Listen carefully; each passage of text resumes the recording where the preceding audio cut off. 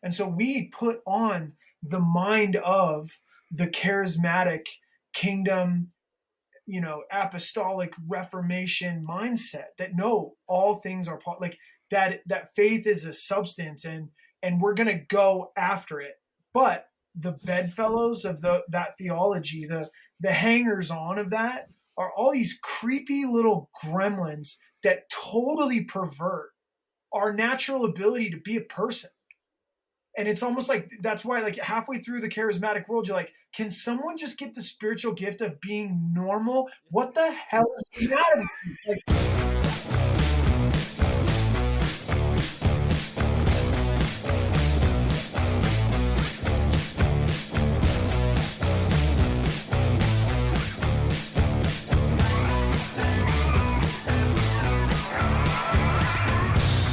Hello and welcome to Growing Up Christian. I'm Casey, and man, do we have an episode for you this week. So our guest is Tommy Green, and if you grew up in that Christian metal and hardcore scene, you might know who Tommy is. He was the vocalist for a band called Sleeping Giant, but he has done a lot of different things.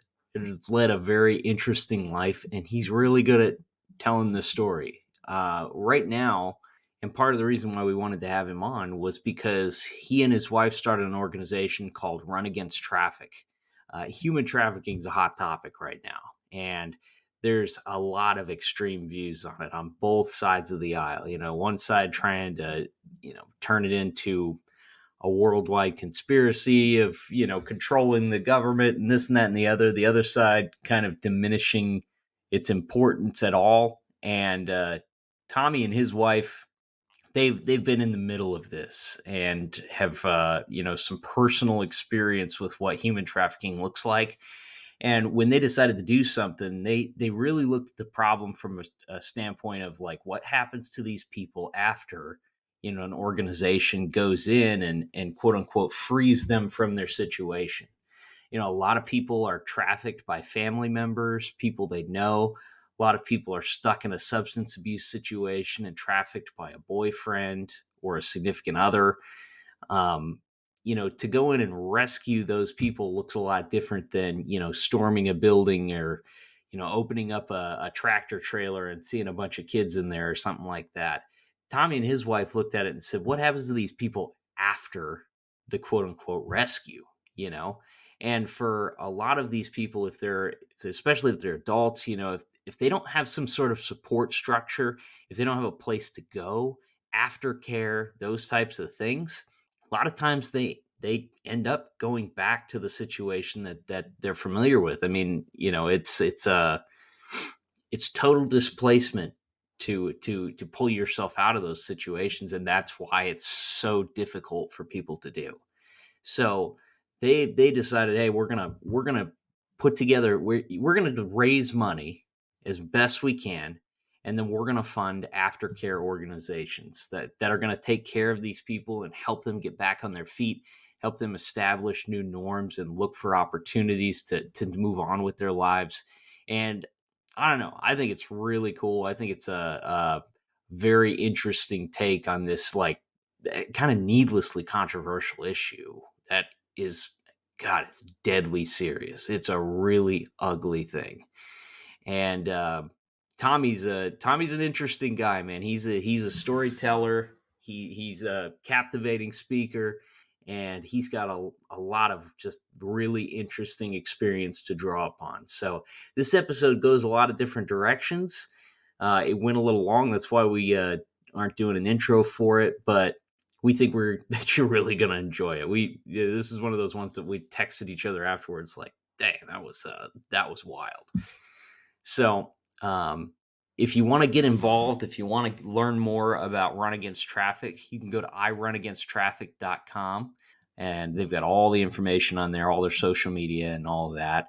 And then if you want to follow Tommy specifically on social media, I'll put links to all this stuff in the description. But enjoy our conversation with Tommy Green. And we're back with our guest, Tommy Green. How you doing, Tommy? Oh, I'm doing pretty good. I'm just hanging out. Dude, before we hit record, Tommy was telling us that he's now a hospice chaplain because That seemed to be the easiest way to steal medication. Basically, it's super cool.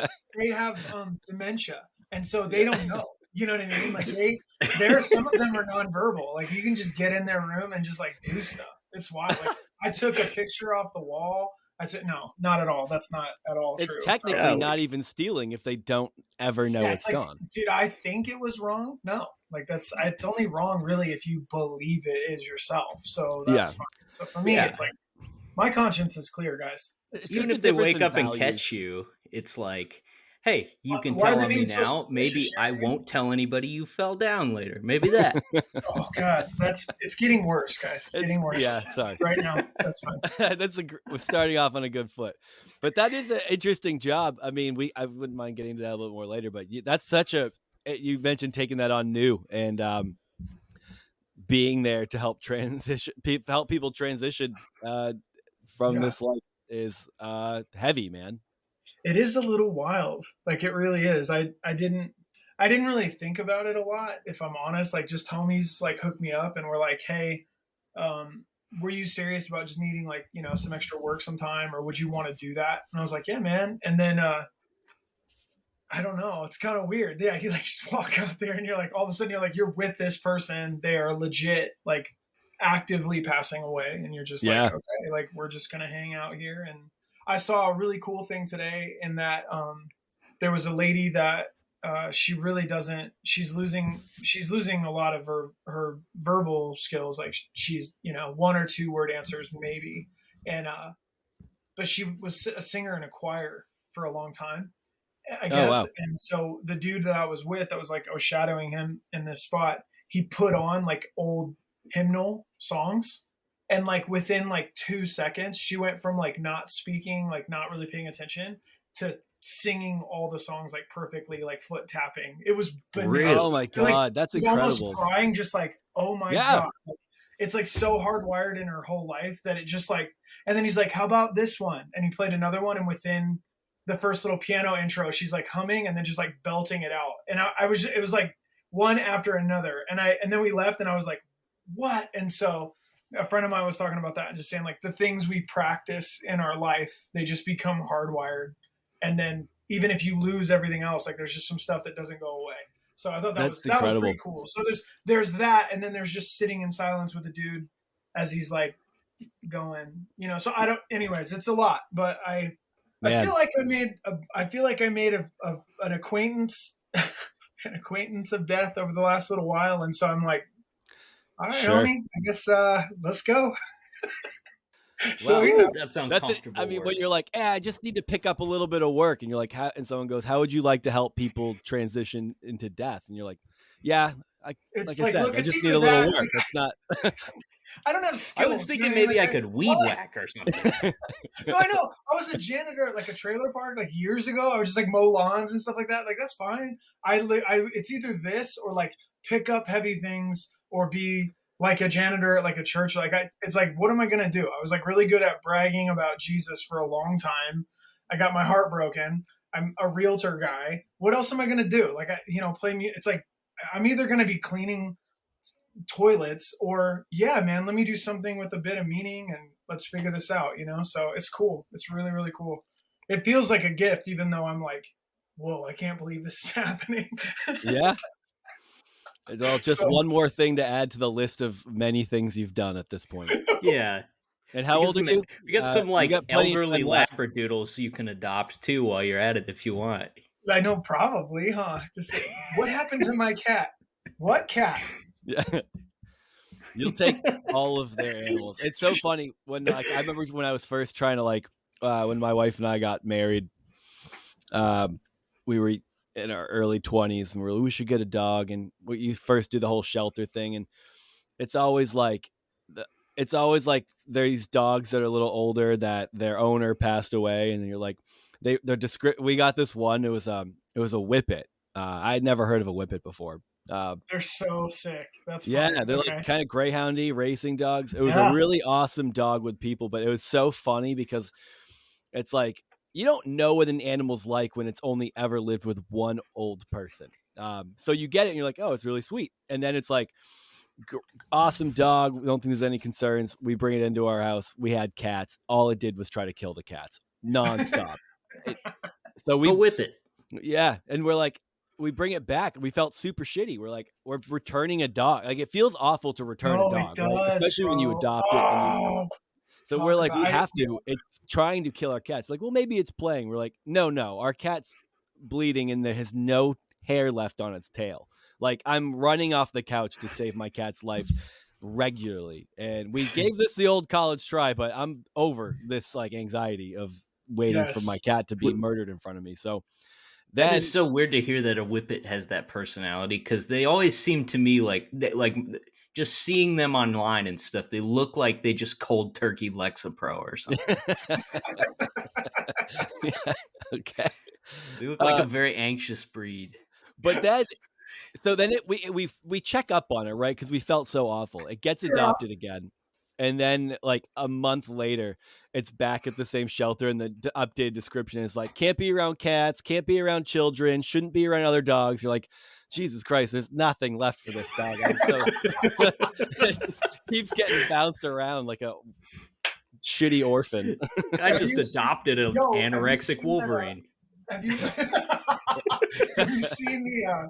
seen the bit that Bill Burr does about shelter dogs versus like buying a dog from like a breeder? Yeah. That everyone goes, It's so good. That, like, lightly abused dog from the questionable background that we're gonna bring into the home with our children. Yeah. It's so dude, I get it. I've been there. We adopted a crazy he's beautiful, like he was a really big like Staffordshire Terrier, and he was gorgeous. Name was Coda. He was super awesome, and his last dude was a guy that got called back to Iraq.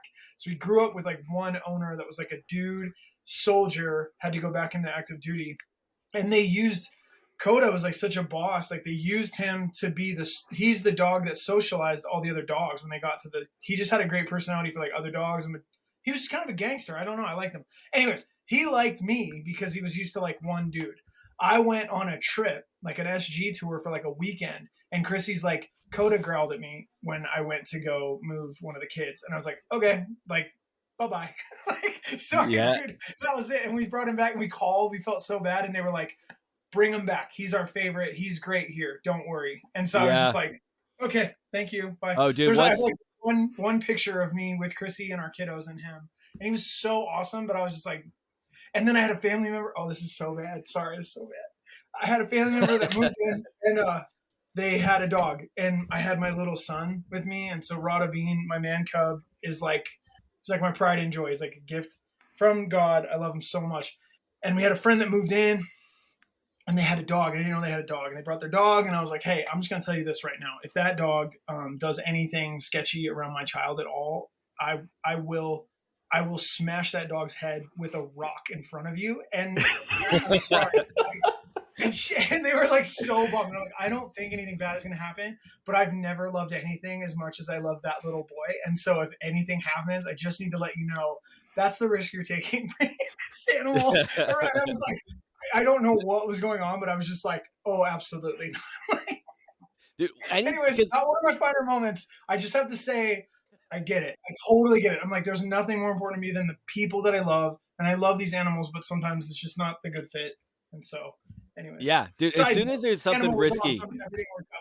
But I did turn into a complete and total prick when it came to that dog on the front end. I was like, listen, it's going to go bad for you and for it if anything happens to my son, period, end point. And they were like super put off and weird. And I was just like, bought it how you saw it. Dude. Dogs, it's risky. As soon as there's something sketchy with a dog, it's scary. I mean, even when I first started dating my wife, I would go over. She had this giant chocolate lab. It was like, it looked like a small bear. It was massive. Yeah. And it scared the shit out of me once. And I was like, I got over it, but like, it took a while, right? I was like, I don't want to pet it. It's like it comes by, the hands go up. You're like, I'm safe. I'm safe. Scared of your own pet, own dog. It was wild, dude. It's such a like classic redneck trope for like somebody you're like at a quick lube and one of the guys he's like, I got a Rottweiler mix, and dude, he's so protective. And that's how you know that like the dog's insane and it Yeah, it's the shouldn't be shit around dog. Yeah. people. He's- Dude, the he's dog like has so bitten. protective. Yeah, he's bitten It's four actually a good customers, thing. and that's the story I tell for sure. That's the thing that keeps that dog out of euthanasia and me out of jail. It's like, no, he's just really, Bruiser. He's great. You know what I mean? You just feed him some chili and a Just spare don't tire. touch him or make eye contact. Yeah, just let him curl up in the Firebird out back. It's gonna be fine. You know what I mean? Just in the back seat. And if he starts really licking up your shorts, just let him do it. Just let it happen. You don't stop He's got a little Mississippi leg hound in him. Yeah. Chopper sick balls. That's wild. Okay. Yeah. Yeah. I've been there. So- Sorry about your Whippet. I'm sure that Whippet was a psychopath, and so I'm grateful that you got rid of it when you did. Pushing 15 years ago, so I've recovered emotionally. But I thank you for your condolences. Cool. Oh, you're welcome. I mean, anything I can do. You know what I'm saying? I'll just put you on my prayer list. Yeah, you do have a bedside manner. Yeah, I do. Throw it on the prayer chain. Dude. Yeah. So I've seen a lot of bands over the years. And it's funny because I like some of my friends like were into music at a level where they like they knew everybody's name in the band and they like listened to every interview and they memorized lyrics and stuff like that. And I was always kind of like more just like along for the show and the experience and stuff. And so there's a lot of bands that I've seen where I had a good time. I remember the show. I don't really remember anything super notable about it, but I remember seeing Sleeping Giant in like, it was at Cornerstone in 2008. And, I was in a Christian metal band, but, one of the things that you always go back and forth on was like, how much of a note do I need to make that we're a Christian band? And you always like, there was always like that weighing back and forth, like, talk about it. Do I, and most of the time it took it took the form of like, hey, just so everybody knows, all that screaming I just did, I do it for the glory of God. If you want to talk about it, you can come talk to me. And like, I remember you and the guy from For Today, seeing you guys live, and like, you were just in the pulpit. And you said, any women with spaghetti straps on, get out. That's what you said from stage, and I remember it's notable. It left an impression. I did, huh? I said, you godless Jezebels, take that makeup off and get a partner that loves the Lord and begin bearing children to propagate the kingdom takeover of our Lord. Remember that? Remember when I wrote that song about it? Holy moly. Okay. Yeah. That's great. Well, I'm glad we made an impact, man. Well, that's enough for me. I'll see you guys later. Holy smokes. No, but like, it's crazy to be over the years. You think about like all the people you've seen, and like you and the guy from For Today, I don't know his name, but the big guy with the dreads. Yeah. You two are like two of the only people I remember specifically like, oh, okay. Like, these guys are serious about this. Isn't just like a concept. Like, yeah, we're a metal band and we're also on a Christian label. Like, you guys went to town, and it was memorable. It was something that really stuck in my memory. That's cool. I mean, I think when I first became a Christian, I remember, and this had nothing to do with being in a band. I wasn't in a band, and I didn't have aspirations. I was basically just like rock bottom. So when I got saved, which was for real getting saved, like I really was lonely. I was a single dad. I was essentially homeless. I was broke. I didn't have anything to offer. And so when that experience of like being loved anyway, like really hit me, I was like, oh my God. So in that moment, I was reading, and I remember one of the first things I read was where Christ is speaking, and he says, he's like looking at the world, which I felt like I had been like stung by so profoundly. And like everything that I thought I had invested in had just been shown. The math came back, and I was like, oh, that's the wrong answer. Like on every level, like, oh my God, what did I do? Like, I gave everything to this. Like, oh my God. So he says, don't be ashamed of me in the face of the world. And I just remember thinking, like, I've never felt love like this. And if I love someone or I feel loved by someone, I'll ride. Like, I'm in forever. Like, that's it. You're gonna have to like kill me to stop me or kill it to stop me. Like, I just there's something in the way that I was wired that I was like, oh, it's a love thing. Well, I'll love you and I won't ever be ashamed of loving you. Yeah, that makes tons of sense because this other shit is garbage. So I don't care. Like, I'm done. So, yeah, so then fast forward years later, it's like I'm preaching all the time and leading a church. All of my homies in Death Star have been doing the like tour thing, and we're putting on shows and we're part of the scene locally. But I'm a pastor like all the time. And all I do is talk about Jesus all the time. And then the dudes are like, be in a band again because you haven't sang in a band. I played drums in a couple bands and we booked a bunch of shows at our church forever. And so I felt very connected to the scene, but I didn't care. I didn't have aspirations to be on tour. I didn't think that was like cool. It wasn't a thing. I wasn't impressed.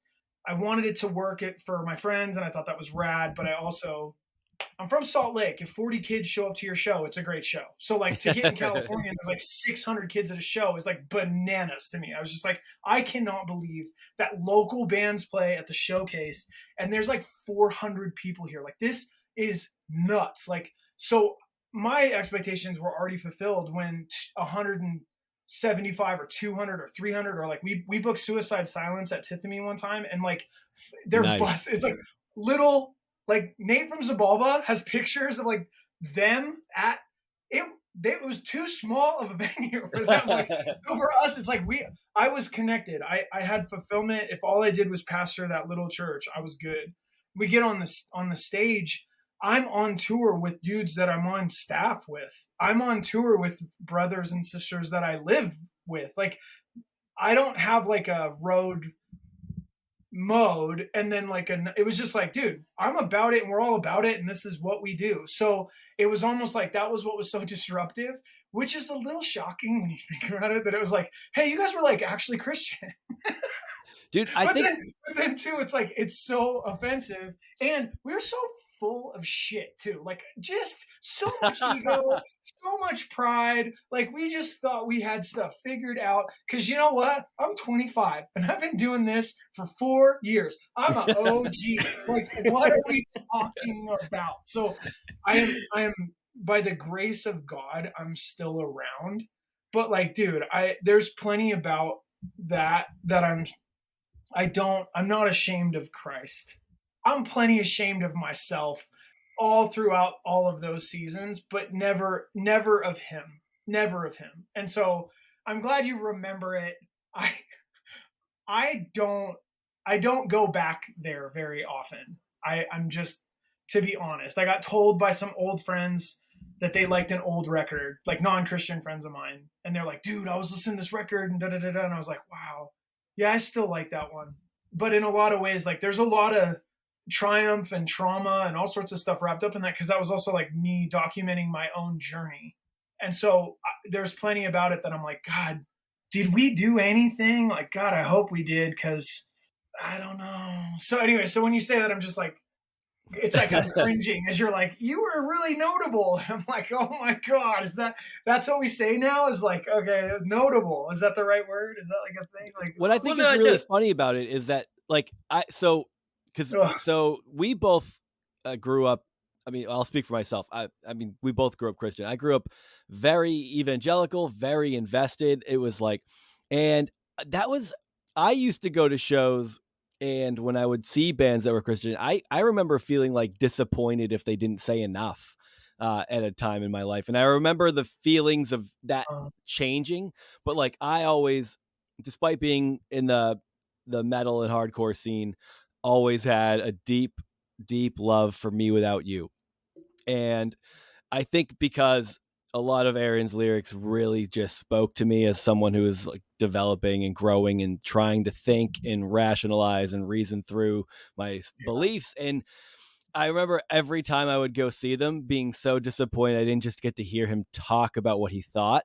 And in hindsight, I'm actually happier about that. That all of my memories of seeing the band, the shitloads of times I've seen them play, were like more about the music in that sense. But at the time I wasn't. And it's just so funny because like that was what mattered to me then, was like, and at some level you're looking for a validation of your own feelings and your own beliefs, because you're not sure, you're trying to, even if you think you know who you are, being validated in that always does feel good. And it feels I mean it's being affirmed in Yeah. a situation in which like it might not necessarily be the norm. Like in the metal and hardcore scene, it became more normal, right? Because we can't knock what Christians did in the metal and hardcore scene. Like there was a time where some of the greatest bands, the most influential bands, were all Christian Yeah. almost, Yeah. which is pretty fucking cool. It Um, is. but yeah, so it's just funny. Like I don't, Huh.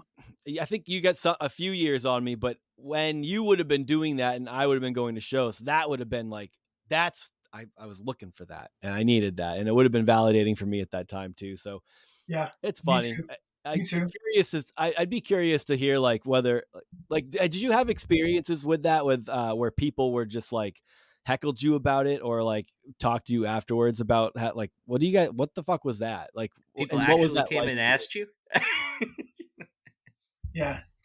I well, I mean, I had everything from, if I'm honest, I think it was Cornerstone 2009 where I got piss thrown on me in front of everyone. Holy shit. At Cornerstone? Yeah, Cornerstone. Was it the Um, Westboro people? no, if it was those dudes, I mean, I'd have been so pumped. Uh, You would have picked up the 'cause bottle and just dumped the rest of it on you like it was like, yeah, I'd have just been like, like oh, from you guys? Come on, it's yeah. fine.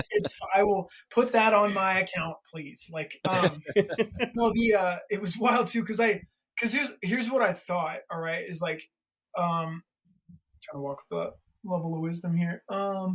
Yeah, I've been in the mid. Again, I'm from Salt Lake City, and I remember that there were bands that would come through on tour. And when I was a little guy, um, we didn't like when people talked. And I remember that I had an old brother-in-law, and there was a band that came into town from out of town, and they had a song that essentially was kind of like talking crap about straight edge kids. And I remember that my brother-in-law just walked right up to him in the middle of their set and knocked him out, just one hit him in front of the whole crowd. But and then we took pictures of him, and then we were just like, and what? So I am from the culture of like, don't talk, shut up and play your songs. And if you get too preachy, someone's going to check you. So the fact that I could get away with talking blew my mind because I just kept waiting for someone to like do the confrontation thing. You and Trump Um, have a lot in common. Huh. That's cool. yeah, that was like I don't get the joke. Listen, I don't know. Oh, inside jokes, boys? It's my first time on your podcast, huh? Great. Okay, why don't you fill me in? Do we No, have a joke for the rest of the not an podcast inside joke. I audience? swear, it's literally just the fact that it's like, how's no one checked you on your shit yet by knocking you out? But that's all. So that's what I'd say is like there's definitely been people for the entire time, because we played with everybody on purpose. And my thought was, if you're a hardcore kid, which I thought I was, if you're going to be honest about what you're going through, the culture, it's a street style music. If you're going to just be honest about what you're dealing with, most people are at least going to have the respect. If you're going to give that to other people, they're going to give it back.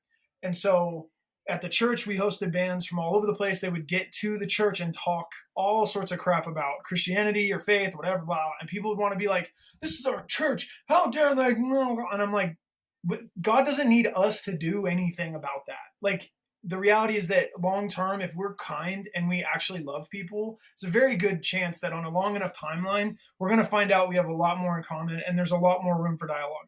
We're not doing this. Like, we don't do this. That's not what we do. This culture shares a lot. And so, yes, I had people that were scream in the middle of talking about some like epic breakdown. Like, I'm going, my daughter is living in another state and I'm heartbroken. I'm trying to get to her. I wrote a song about it.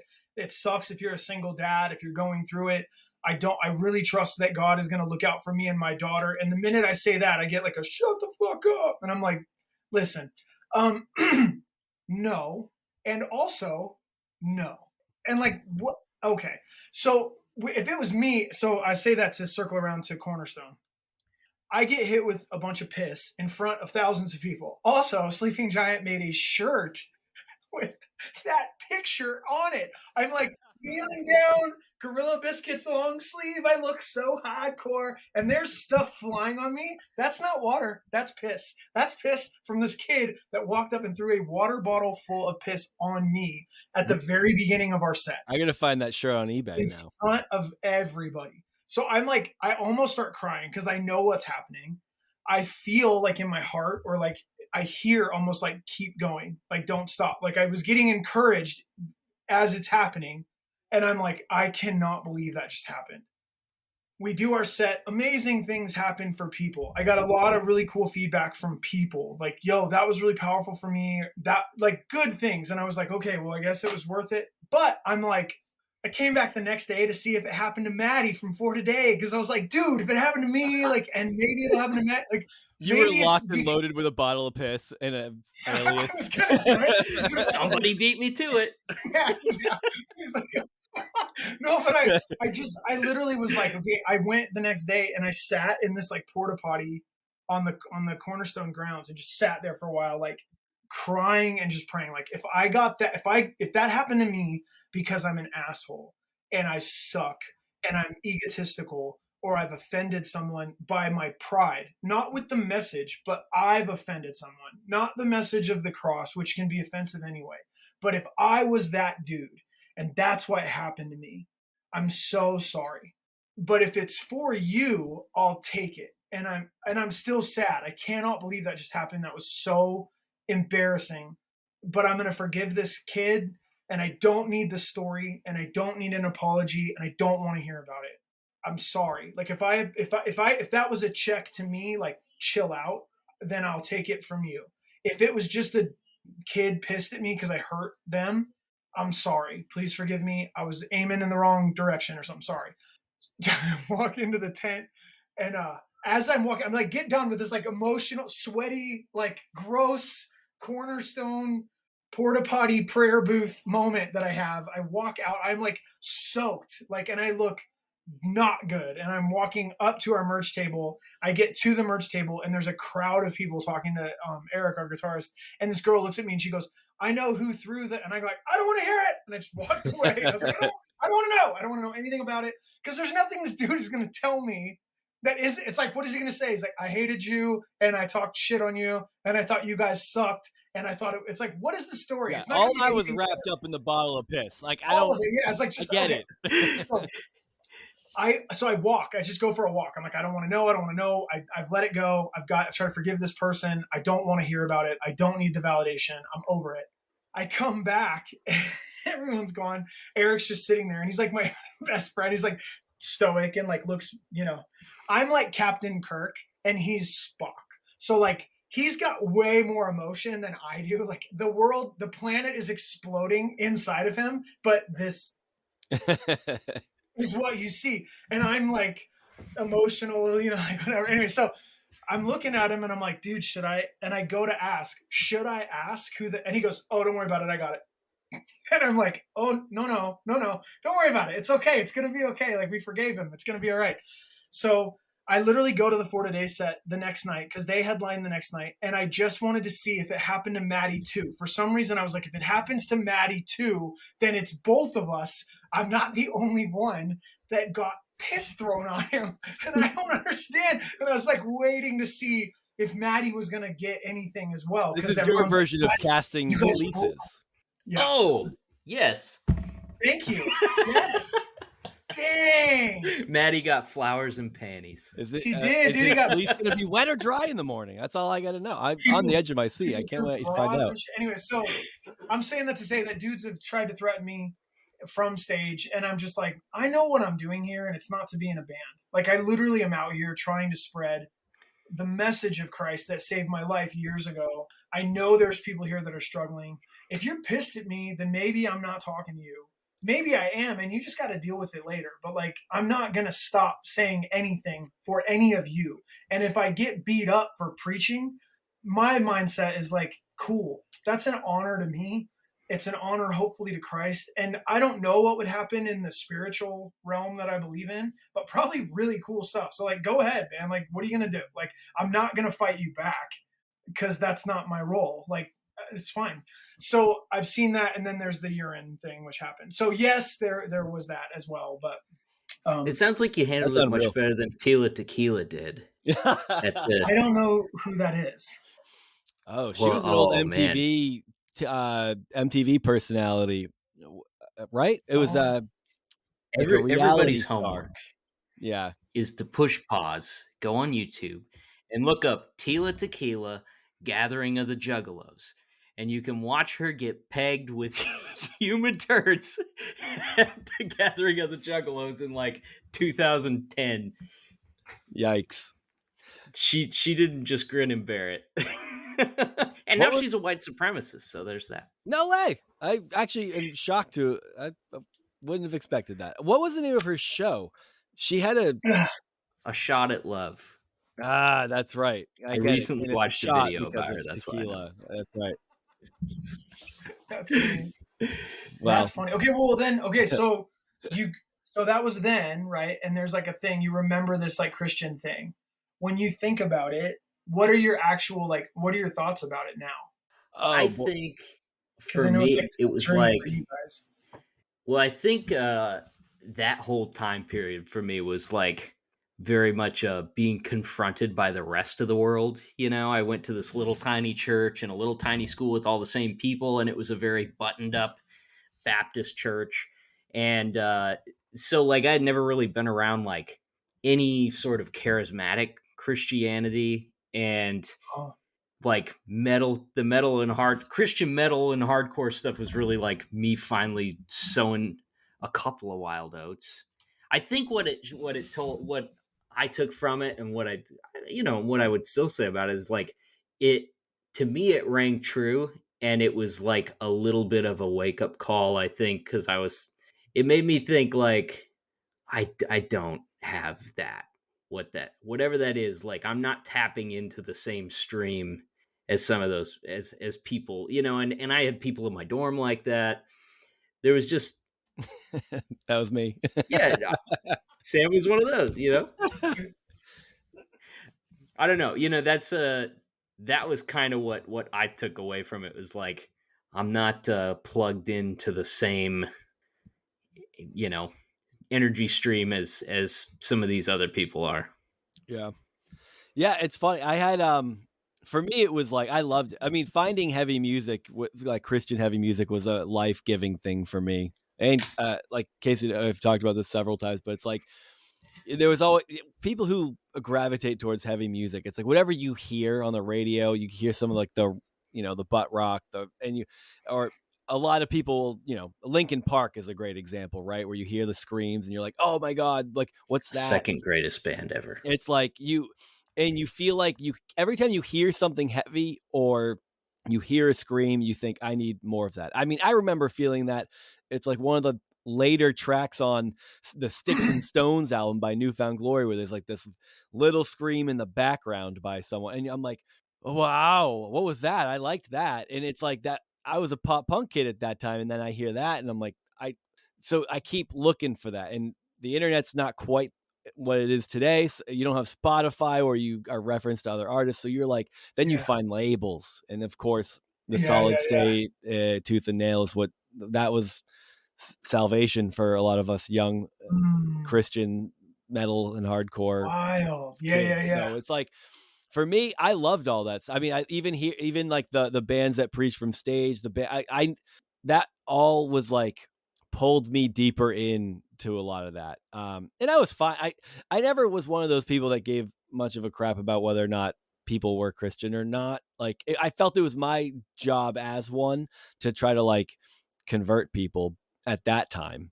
Um, that feeling shifted later on, but I was like, I just ended up falling in love with that kind of music. And I remember even seeing a show where it was, this one sticks out to me. Zayo was playing. It was a show that was supposed to be two shows. Did you ever come through with a Worcester area with Sleeping Giant, Worcester Palladium in Massachusetts? Yeah, we played the Metal Fest I think 3 times, Oh fuck yeah! They just and then reignited that for the first time in a while. It's coming back this yeah, year. yeah, yeah. I think we played one off at the Palladium, like in the small room one time. But I Yeah, think it was mostly just the three, First Blood, three, maybe three. yeah. But I loved Palladium upstairs shows, but there was supposed to be an upstairs show and a Upstairs, that's yeah, downstairs show, yeah, yeah, yeah, the little one. and something got fucked, and they squished them both together. So you had like Black Dahlia Murder. The two I remember was Black Dahlia Murder and Zayo, and Wow. Zayo got heckled like so much because they Yeah. just it was a mixed fit. It was there was 7 bands and none of they just shouldn't have all been playing together. It was like a couple dropped off, so like fuck it, we got one show now. And people It's I like just remember one of people those being like, Christian "Tell us radio about station tours. Jesus," and like just shitting on Zayo the whole time, saying weird shit to them. They did not have a good set. Oh, And it was a bummer. I was a big Zayo fan at that time too, but um so for me, I was pumped. I was like, I love that Zayo's opening for Black Dahlia Murder because yeah. I wouldn't normally probably see that. But yeah, it's like that whole scene was like just so life giving to me at that time, and I honestly just look back on it fondly. Even Wow. though like my beliefs have changed a lot, it's like it didn't hurt me. It didn't hurt anyone, and it made me feel like I belonged to something when I struggled to feel like I belonged Yeah. in a lot of ways. So I I'm all for it. It's funny Yeah, because like like you were in it and you look back on it and like, well, I wouldn't quite do it the same way, but you know, it it's like hard. Like I can't take anything back, you know. But yeah at the same time, like I think it's interesting because of the depth of my um, I was really radicalized at a young age, you know, and so when I was like a vegan straight edge kid, like it was like legit like animal rights action and fighting people, like you know, trying to hit like legit trying to hit fur farmer dudes on the head with rocks, like on the side of the oh road, wow like, just going in, and that was like I'm 17 and pissed, right? Like so then it's like us against the world, yep and so then when I realized that there's like Christian hardcore kids, and all of a sudden I'm like, oh, like this is in the same scene at the same time in the same culture. Like I think in a lot of ways I thought, oh, like well my conviction now it's almost like I was like, oh, I was just like I was connected to the wrong source. So that intensity for me has been very like I'm gonna be steady in my conviction because I feel like I got a do over. I feel like I really went hard into life and I got as a lot of it. And I, as a young kid at like 21, I'm like, I think I know what to be about. So I'm saying that to say I wouldn't change anything, but I think because of the level of like pain and suffering that I've gone through in the last maybe 5 or 6 years, I mourn. I just have grief, and some of it is grieving the season that it was, and some of it is grieving the ups and the downs. Almost, I feel foolish for being as down as I was sometimes, yeah I but hear not that because I didn't believe, but only because I feel like I was super down in a super, super shallow context. hmm And that sucks. Like, so sometimes that's just what happens. Like, not as a hardcore kid, not like with my friendships or relationships, but just I think it's that. So I'm processing out loud yeah on Dude, the I internet, which will last forever. So that's really helpful. That feels cool. well that's It's what we gonna be do great. every So week. I've made that's just so many awesome. jokes where I'm That's like super, hey super sweet. Yeah. um Okay. so you mentioned the past 5 or 6 years you've gone through a lot. I really actually I'm super curious about that. I want to get to it, but I want to give our listeners like a good snapshot of like your story. I know it's hard to do a snapshot because you've gone through a lot, but you didn't grow up Christian. You found like you said you found Christianity. You say 20. How old were you when you said you got saved? 20. Yeah, yeah. Like, if I'm honest, like, I probably prayed it when I was like 19, 18 or 19. And then it didn't really stick. I came back, yeah, like, I prayed out in California with a bunch of homies, came out here, meaning Salt Lake. And it was like me and my brother in law. And we were like the only two like Christian kids.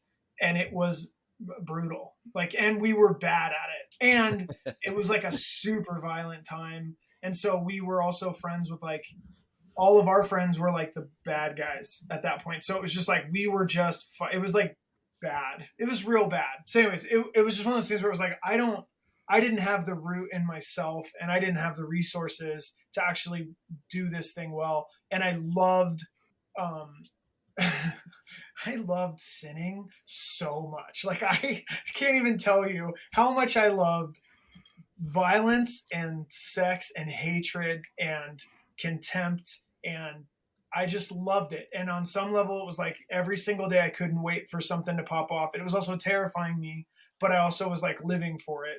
And so it was just like gang stuff. Anytime I went downtown, I wasn't sure if someone was going to try to hit someone in the head with a hammer. Like I didn't know what was going to happen, but it was bad. And it was just this cyclone of like weird all around me. Was And this like so hardcore scene type violence? yeah. Okay. The hardcore scene in the late '90s in Salt Lake was like real wild, and it was one of the worst ones in the country. So it was just interesting, the reputation that the city had. That had nothing to do with me. That was real dudes like the generation just before me that I kind of grew up under, terrified of, like. And then it was like our time, and the scene was nearly dead because it had just been like there was craziness popping off. So I grew up in that hardcore scene. I had half my family, my mom, my stepdad were like Christian people. My dad and my stepmom were like Catholic, and that was just, it didn't matter. It wasn't anything. I'd get drunk on Christmas Eve with them before I was straight edge. Like that's what that meant. Like we'd go to midnight mass, and I'd be like, "Yeah, we're Catholic because we're Irish." Woo, whatever. It didn't matter. It wasn't anything. So, anyways, got sober when I was like 16, and Which is I wild. was drinking. That's a wild thing to say. I got sober when I was 16. Yeah, because it was like I'm real. 35 and I'm like, I need to cut back on drinking. And you're like, No, I think about it sometimes. Like I said it because my Chrissy Green, like she drinks a little bit. Like I've only really like in the 17 years we've been married, I think I've only seen her actually like tipsy like twice. So she's a moderate person. So so she drinks, and I ask her sometimes, I'm like, am I like, are we missing out? Like, should we be that couple that like we bought a bottle of wine and we made love? And she's like, no, I'm really grateful that like balance for you is abstaining. That's cool. And I'm like, I don't think it's good for my people. So I'm just telling you, like I'm fully willing to like relook at my value system, but I'm telling you, I think it's better if I don't. And she's it's like, good. I'm really glad you don't. And I'm like, okay, cool. So I'm not above, examining that, but yeah, I was really in a bad way. And so that's why I started hanging out with the straight edge kids, is because I was just like, can you guys help me get sober? And they were like, yeah. So, and I just knew out here, if you said you were going to be sober, you didn't mess around with that. And so I was like, oh, okay, cool. Like, so after like, a couple months of hanging out with these dudes, I was like, I think I'm going to actually become like a straight edge kid, and I know what that means. And they're like, it's a big deal. And I was like, okay. So that was, I was like 16. And that was like 30 years now, 20 something years, 26 years ago, so it's fine. But I grew up in that. And then out here, I met a bunch of the kids from Southern California. No Innocent Victim would go on tour, and they would stay with me. And so when I first met them, I met them because of friends I worked with out here. They were friends with NIV. NIV came through on tour, and I was like, oh, these are your friends from California. And then I found out they were like Christian kids. And I was like, they reminded me of half my family that were like Christian people, but then they were like the hardcore kids. And so I was like, oh, these dudes are awesome. And so that was my initial connection. That's why I moved to Southern California, was just to go to Southern California, hang out with those guys. I thought they were awesome, and it was cool, like, so that was the thing. Came back out here. Long story short, for that chapter is I ended up in a really dysfunctional relationship, and I ended up essentially being the second party to an affair, and I ended up kind of hooking up with someone else's partner, and then that person ended up committing suicide. And in his suicide letter, he asked me to take care of them. And so I'm 18. That's so heavy. It's so dark. Holy shit. 3 weeks out of high school. So I had just graduated. I went down to California. I was moving down there. I came back out to Salt Lake to drive back with her. And we just ended up having this like connection, this like thing. And I got back out there. They were blowing up, and their life was blown up. And yeah, he ended up taking his own life, and asked me to take care of her. And so I'm like 18. I have this like secret that's killing me that I now I can't necessarily tell the truth about because he's gone. He Yeah. was he was like a real serious person, and all of his friends were those terrifying people that I was talking about. And so all of a sudden now Oh. I'm in the epicenter of a lot of really serious people, and I've made really serious decisions as a little kid, and now I can't make it right. And so a couple weeks after that, I was sitting next to the side of the bed that he used to sleep in, and I'm looking at the gun that he has, and I'm like, I should kill myself because Yikes. the only way to balance the scales, because I'm a secular humanist, I'm a Satanist at this point, like legit. I was like, yeah, like Satan isn't even real. So like I read Anton LaVey, I was like, fuck, I'm a Satanist. Like it doesn't matter. There's no heaven above, there's no hell. Live today. That's it. And I have ruined that equation now. So the only way for me to make it right is now I got to take myself out of the equation. And so I'm like, oh, okay, so to balance the scale and to do right by this thing, I need to die because he died. And so I'm like ready to do that. And I got interrupted. That's the best way to say it, is like I felt interrupted. It's going to mess me up. Fuck. Sorry. No, dude. I So just appreciate you sharing your that was story. the interaction. That was the, it was like, stick around, it was like, don't. And I didn't change my ways. I stayed in that relationship, and I did a lot of really stupid things, and he like let me live. And I lived through a lot of that and had to like walk that out. But at a certain point in time, I just realized that I he stopped me. That's the best way to say it. He stopped me, and he was like, "Don't," you know. And the confrontation was essentially that I was realizing in that moment that I was ready to kill myself because I believed that it wasn't real, that God was not real, and the things I knew about God, that I was sure about God, were so stupid that there was no point in believing in Him. And this is all happening in like milliseconds as I'm thinking of like, which background do I pull from? Do I try to find faith? Like, what do I do? Because I don't know how to do forgiveness. This is an unforgiving world. If there's no scales, it's just like do right, good things happen, do wrong, bad things happen. And the only way that this works is like it's in our hands. There's no God. So like it's up to us to balance the scales, right? Like we're in charge. And so in that moment, I'm trying to figure it out. And it was basically like everything that you think you know about me is wrong. Can I change your mind? And I was just like, and so I just stayed alive, and I had to walk out being a scumbag with a horrible secret and trying to justify my behavior and trying to live a lie and trying to be in love at the same time and trying to make it right and trying to rectify all this stuff. And after a couple years of that, that equation blew up in my face. And my partner hooked up with a friend of mine, and we have a little kid. And now I'm the same age as this dude, watching my partner now hook up with a younger kid. And I'm like, oh, I Oh my know how God. this goes. And so I went and sat with him and just said, dude, I know what it is to be you at the same age with the same person. Don't do this. And he couldn't hear it because he was in the thing. And so they ended up starting a relationship. So I watched my wife and the mother of my daughter hook up with this dude in front of everybody. And all these Christian kids that I moved out to Redlands to be with are watching me, the like non-Christian kid, go, I gotta love him. I have to love this kid, because if I do to him what some of these other dudes did to me in Salt Lake, which was like threaten to kill me and try to, all it did was make me hide in the shame. I couldn't be honest. So I'm thinking, I know what not to do. I can't smash this kid with his motorcycle helmet, because then I'm hurting the thing that my wife likes and she'll just not like me. So I have to like, which I've realized is also me trying to manipulate the world. It was all, Yeah, anyways. that whole situation's a complete head fuck. There's no It's way so, around so that. that's when I met Jesus, as I saw the fruit of like, you will reap what you sow. God is not mocked. Like it's not a game. And there are big things that happen in the world. And there's just this, there's consequence, but it's not consequence like we think. It's a consequence of mercy. And it's painful. And it's beautiful, but it's not. Anyway, so that was wild, because now my Christian friends who are like, were my I had friends that beat the shit out of him and just beat him up circus in front of, dude. And that Wow. just ruined it, because then I couldn't bring my daughter around my friends. Like I had to move into a different house because I'm like, don't, and I told him, don't touch him. Don't touch him. If I don't need your help. getting this guy.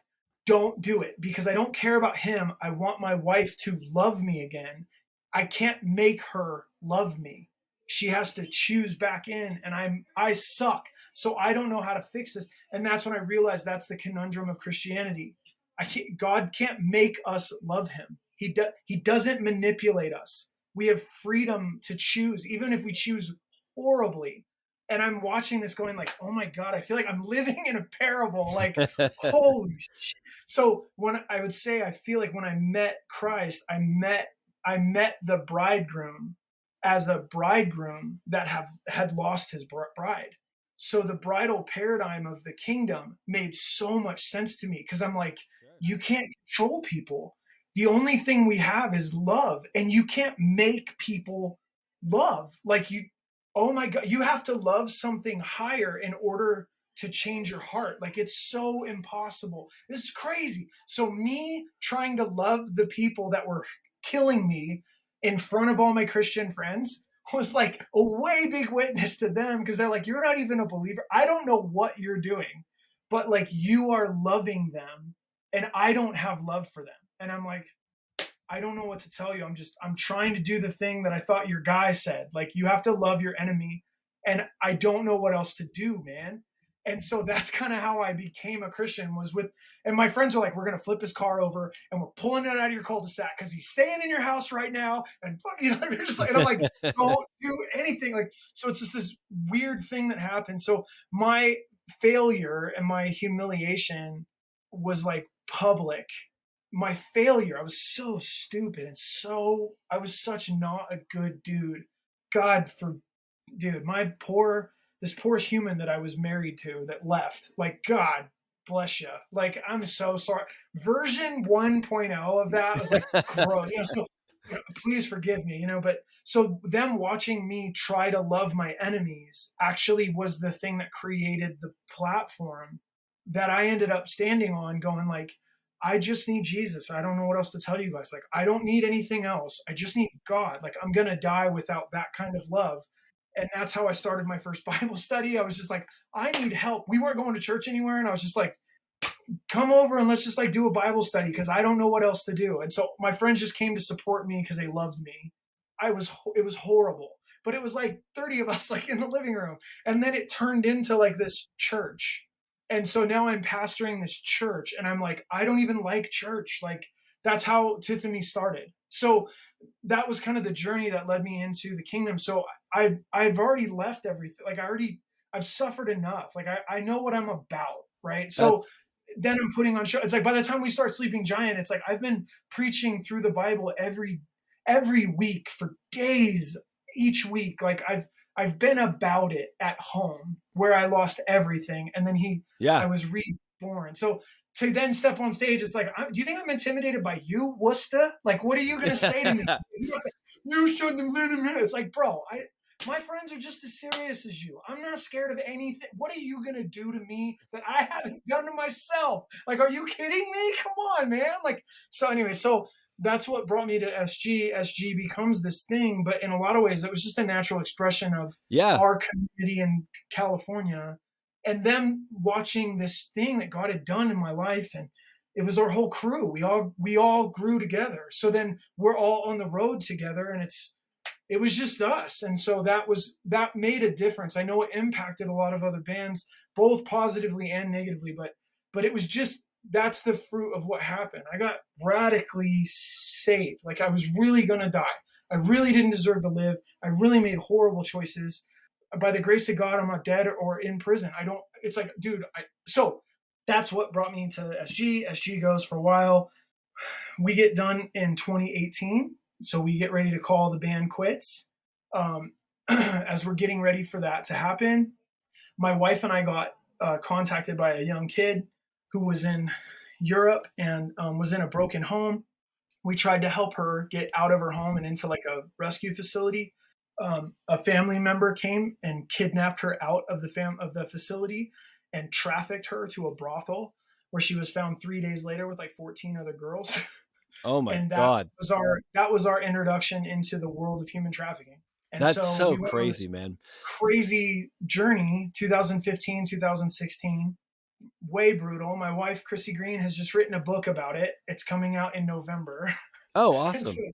yeah, it's called Many More Like Me. So that'll be out November. I think 14th is when they're trying to drop it. But that's the origin story of Run Against Traffic. Is like I was at Sleeping Giant YouTube channel, and some random kid hit me up because she needed help, and that was how it all started. So we're doing that, That's and then wild. They just like bro, what they it's found Sleeping Giant, like they liked them yeah, and they she didn't know who I was. She just looked up. She was in pain because there was abuse happening in her home, and she typed into YouTube God devotional, and one of my old Sleeping Giant devotional videos popped up. She didn't know who I was. that's Super crazy, wild. dude. Like so again, I'm like, whoa. So we go through that, and that opens up a whole door into a whole world that we're walking out now. But like it was crazy, and it's an Irish story. It's super messed up. It does not have a happy ending, except it does because it's incredible. But it's like it's just a real story. So we get through that. So then we're going through everything with Sleeping Giant. I decide that I'm gonna to get attention so that my Chrissy Green can tell her story because I thought it was such garbage. I didn't believe what was happening in the human trafficking space. I thought it was all a joke. I was like, there's no way this is real. And so I disqualified myself from the story like 50 times. I was just like, no, no, Chrissy Green, this is not real. There's no chance that this is really happening. And she's such a gangster that she was just like, if they're making fun of us, so they're just going to try to blackmail us for money, we don't have any money, and we people have made fun of us anyway. Like it's okay, but if this is real and I stop talking to this kid, I'm never gonna forgive myself. Because Yeah, And I was right. it like, just oh, seemed, just the account of it and the way it came about just seemed so outrageous that and like, everything that kept happening, it was like this is a movie. Like this is not real. And then since then, in our time working in the counter trafficking space, what we've learned is, which sucks, man, because it's hype. It turns into hype and Yeah. Yeah. garbage. It turns into all this. But what sucks is a lot of times the crazier the story, the more true it is. So it's like it's just bananas how messed up some of the stuff is. So we're getting ready to do that. I decide that to get attention for Chrissy's story, I'm gonna physically run from the top of Utah to the bottom. And then I'm like, I'll get attention and then you can tell your story because it's your story to tell. It's not my story to tell. But I used to run with Sleeping Giant. I would jog, I try to run, and I'm not good at it, but I was like, I can run. And so I was on a jog and hadn't thought about her for a while. And then it hit me, and I was like, I'm going to do this. I'm going to try to get attention, and I'm going to tell the story. She asked me to do something for her. And so I hadn't thought about it for a while. And so I was like, all right, I'm going to do this. I'm going to do this audacious thing, and let's do good. I'll suffer because she suffered, and we'll just tell the story. So I did this run across from the top of Utah to the bottom. It was like 30 miles a day for like 17 days. It was like a marathon a Oh day my for like two God. weeks. I broke it. It sucked. It was real bad, but it was awesome.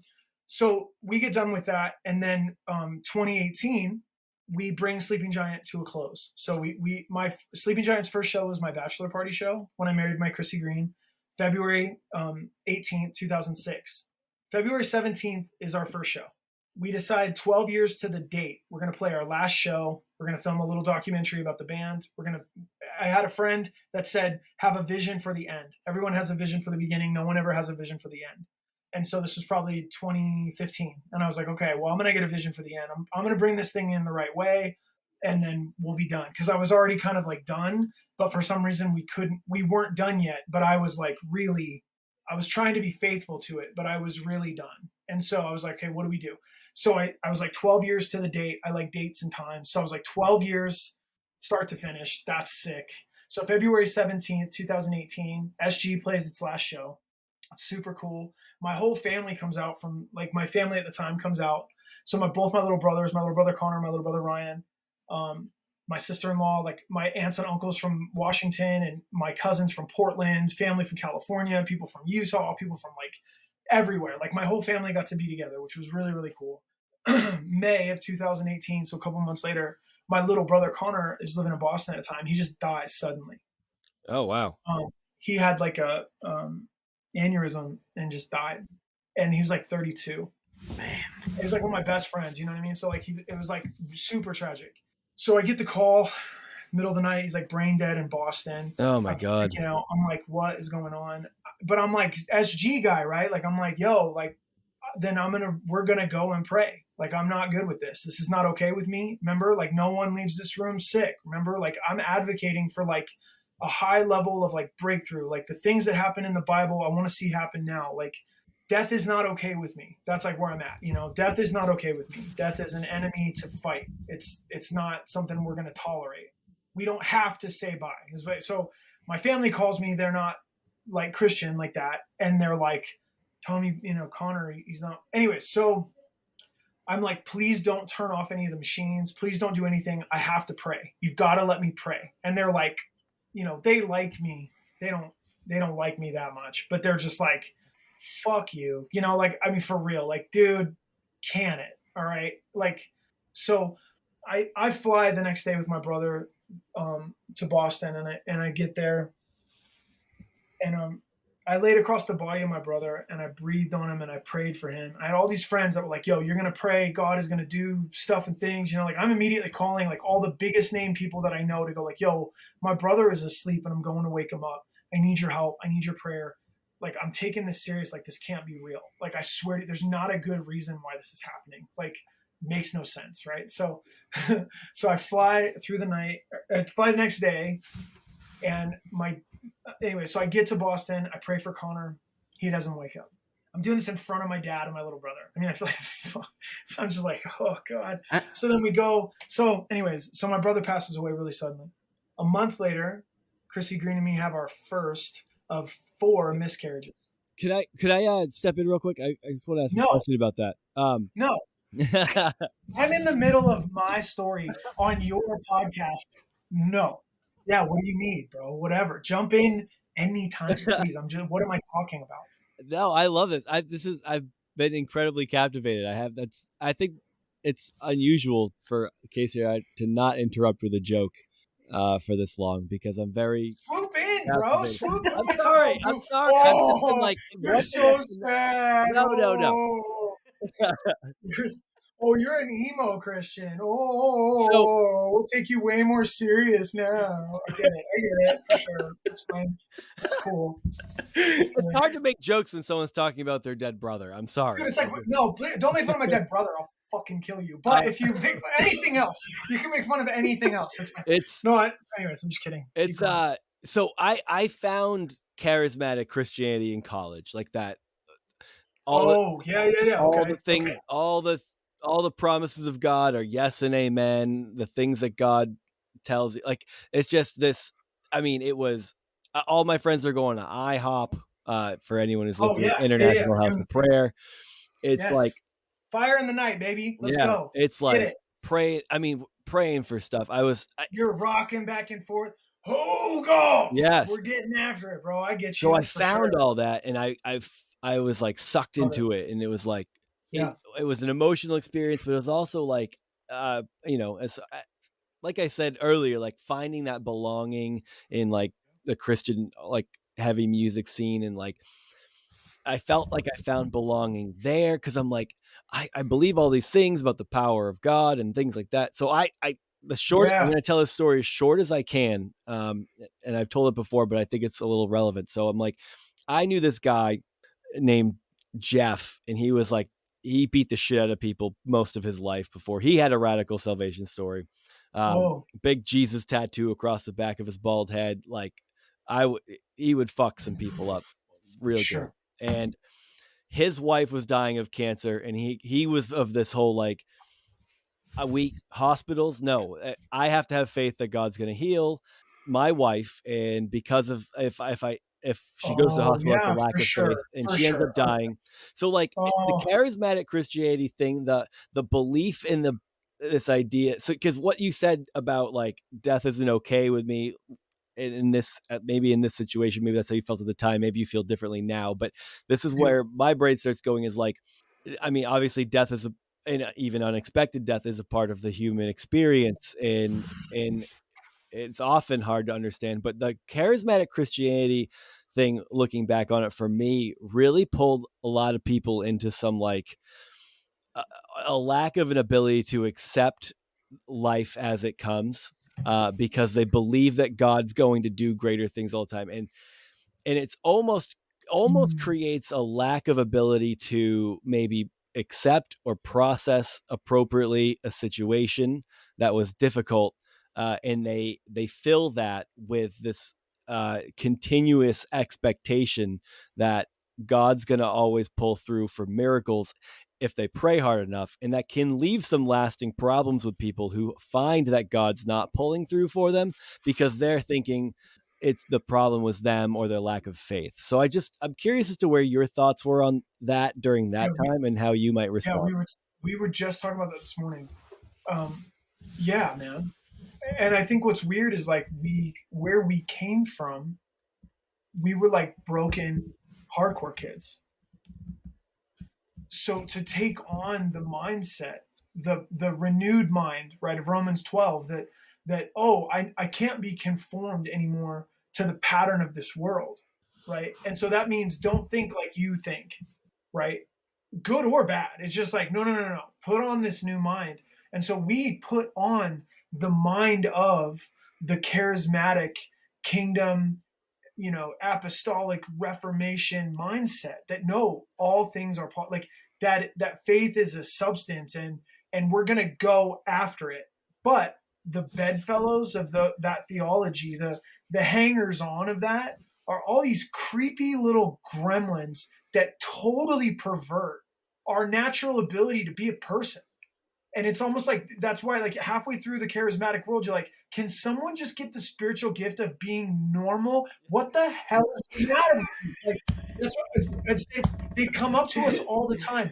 They'd walk up to me because I'm on stage, like, yo, I'm gonna believe these promises. It's like I put on the, like, no, no, this is how we operate when we're praying for miracles. There's mixtures of both my faith or even the substance of God. When you look at the gospels, there's breakdowns of like, this widow's faith moved God, but this other one, Jesus just decided. So you never really know. So like, we're really taking it seriously, but at the same time, it's like, also don't pray. Like, maybe get a job, because like maybe you got to pay your bill. Like, because your lights are going to get turned off. So like, I'm going to pray for you right now, but then also just like get a job. Like, so, but it always felt a little bit like, what are we doing? Like, so we tried really hard to do what our mentors were telling us to do, knowing that we had been hardwired the way that Dr. Brene Brown would say, like, we were hardwired for struggle. Like, we already knew it.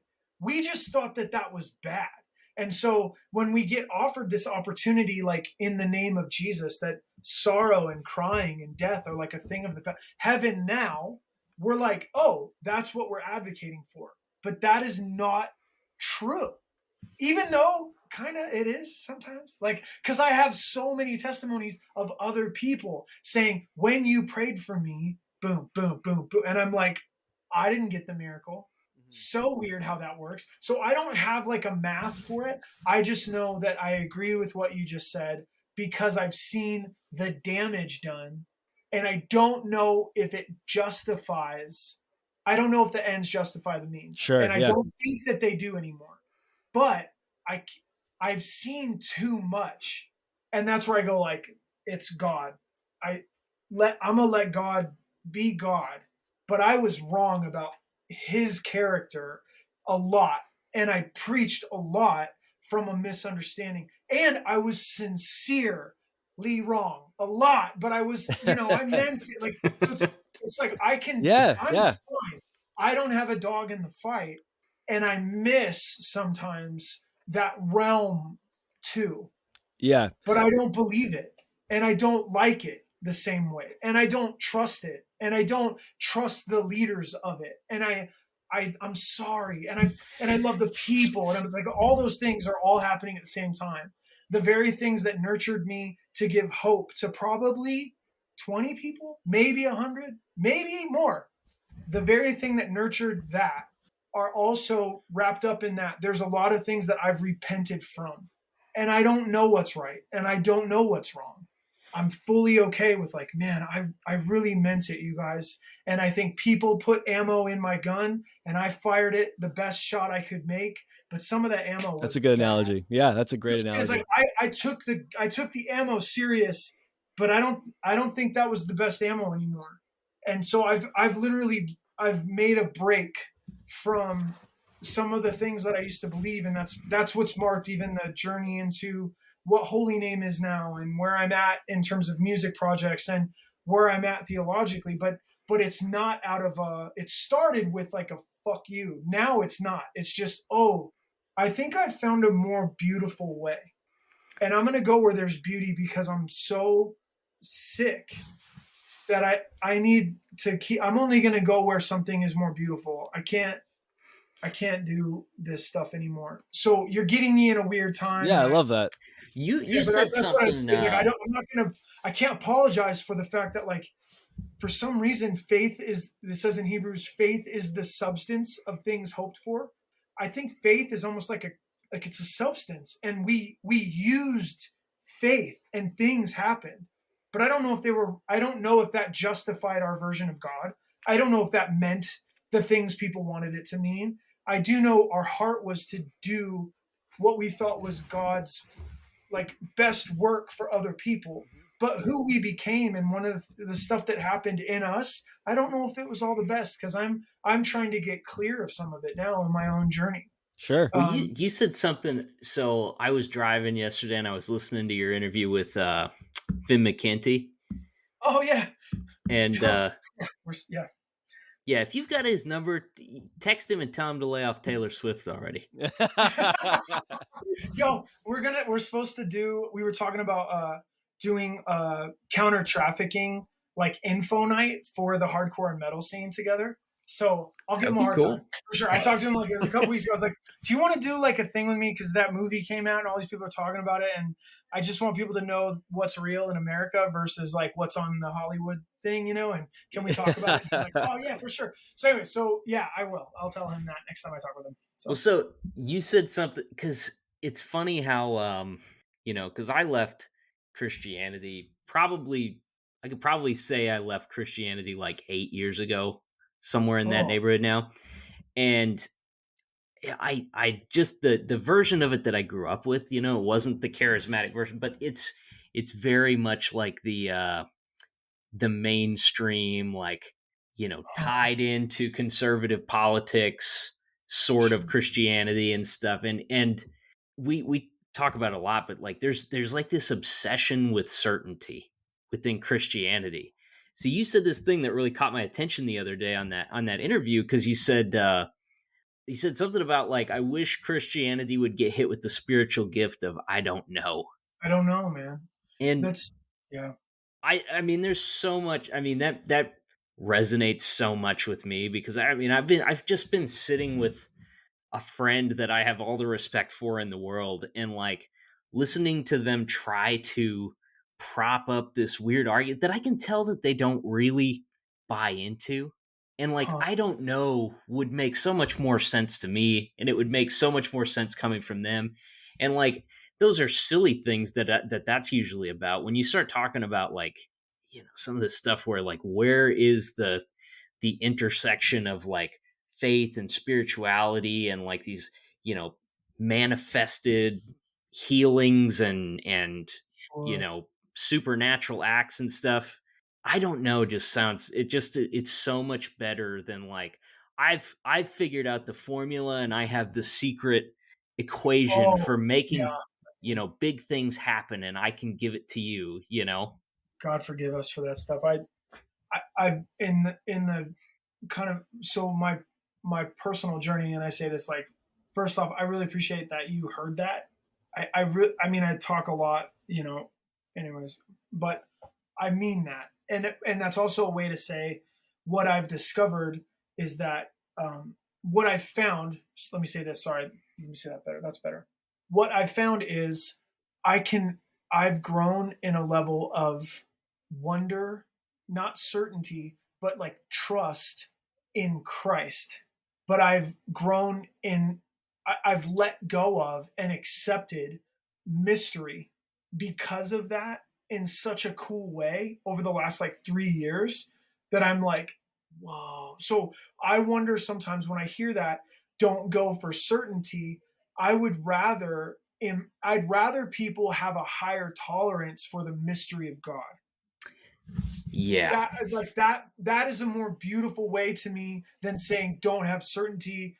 But I'm saying this just to you in that response. I might mean 90% of what I'm saying, so I reserve the right to be like, I didn't mean it like that. So what I'm saying is that, like, I think that there's plenty that I can be certain about the mystery of Christ. Fully Yeah. God, fully man, Christocentric worldview. There's plenty I can be certain that we have an understanding of, but that makes so much room for like, and I didn't realize that was like Orthodox Christianity, but that's what it is like you could do everything right and not go anywhere. Like none of like we don't know anything. Like, and I was like, and these are like old men that are like monks being crazy, and they're like, yeah, we don't know. And I'm like, what?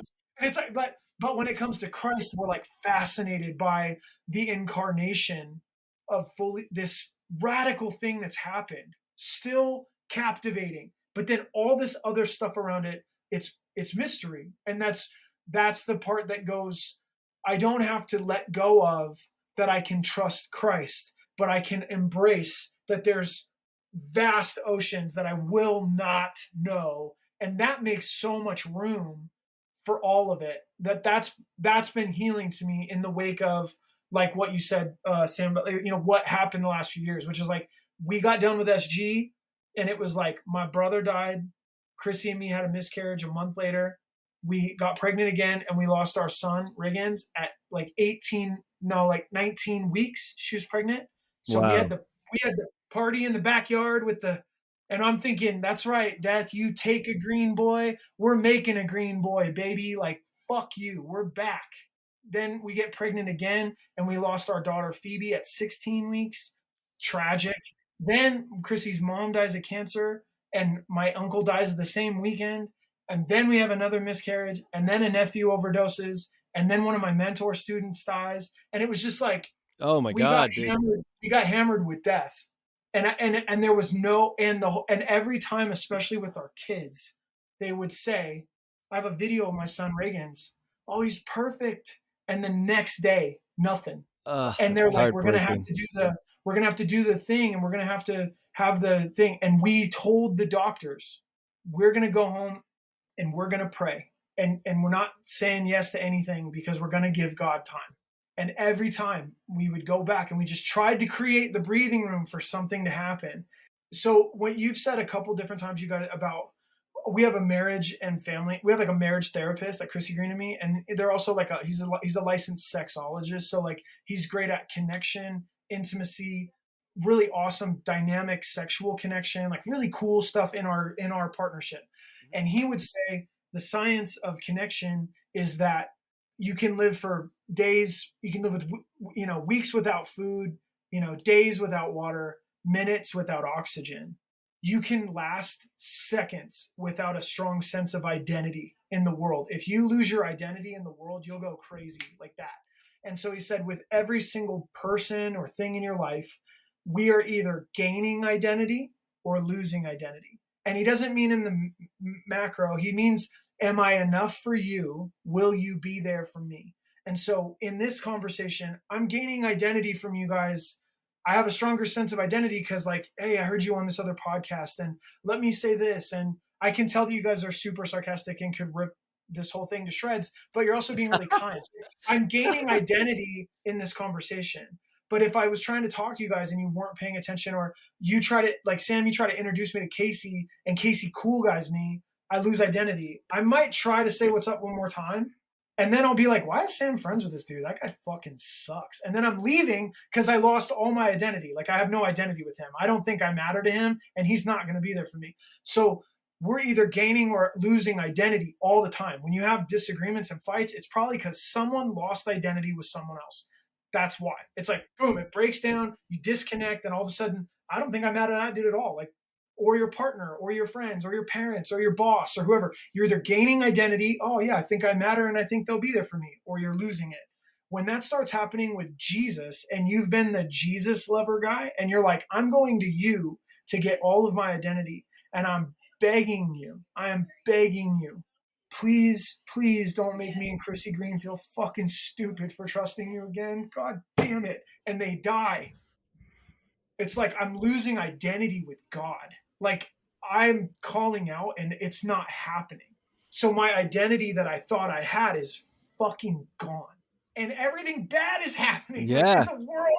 The world's locked down. There's like earthquakes and shit. I'm like, like so all of this is happening at the same time, and I'm losing identity with the one person that has saved my life. And so that's what I'm saying is like, as you're saying that with the scene, we gain identity in a season and then all of a sudden we start losing identity with it. And you know what I mean? So it's like, we're constantly in that search. So when you talked about like kind of feeling affirmed, what I hear is like, yeah, I really gained a lot of identity in that season as a believer or as a man or as a young man and then it's like, yeah, I kind of lost identity there. And so I found my identity with this other place. These other things were strengthening my identity and I'd lost a lot of identity there. We say that in our marriage. Like Chrissy will say, Tommy, I lose identity with you when I'm talking to you and you're looking at your phone. You know, like I lose identity with you when I'm trying to give you a list of stuff to do and you are huffing because you're pissed at something, you know, and I'm, you know, whatever. It's like we gain and lose identity all the time. And when you get that language, it's real easy. So that's what I'd say is like, for me, the journey was going through all of these really profound losses. And when it really mattered, really going, I am asking you to help me. And I've said this before. I had an encounter with the Lord. I think it was like a Holy Spirit thing.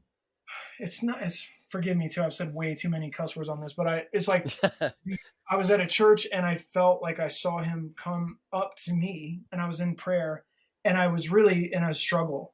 I was having a real struggle at the time. And I felt like I went forehead to forehead with him. And I said, you know my fucking name, you know, and I need a new agreement. Like, you know me and I need you. And I felt like it was this very, like, it was a leader and I was fully submitted to him, but it was like, I'm not playing right now and I need you and no one else is going to help me. So I've had these moments where I really felt like, you know, like I've cried out to him and he's helped me. I've cried out to him and he has saved me. I've needed him to step in and defend me and he's done it time after time. And now here we are in this season and it's me and Chrissy and it's our babies and they're dying and like I don't understand what's going on and I'm crying out and I'm getting nothing. Like I said, I couldn't hear him and I couldn't feel him, but I could see him everywhere. But so it was almost like I think I was almost like in him, but there was no answers. Like it was the weirdest 2 years. I just was like, and I didn't talk about it because I'm like the preacher guy that's trying to like encourage everyone and be like, yo, it's tight. Jesus is rad. And like the minute I posted anything about like, hey, were any of our miracles true?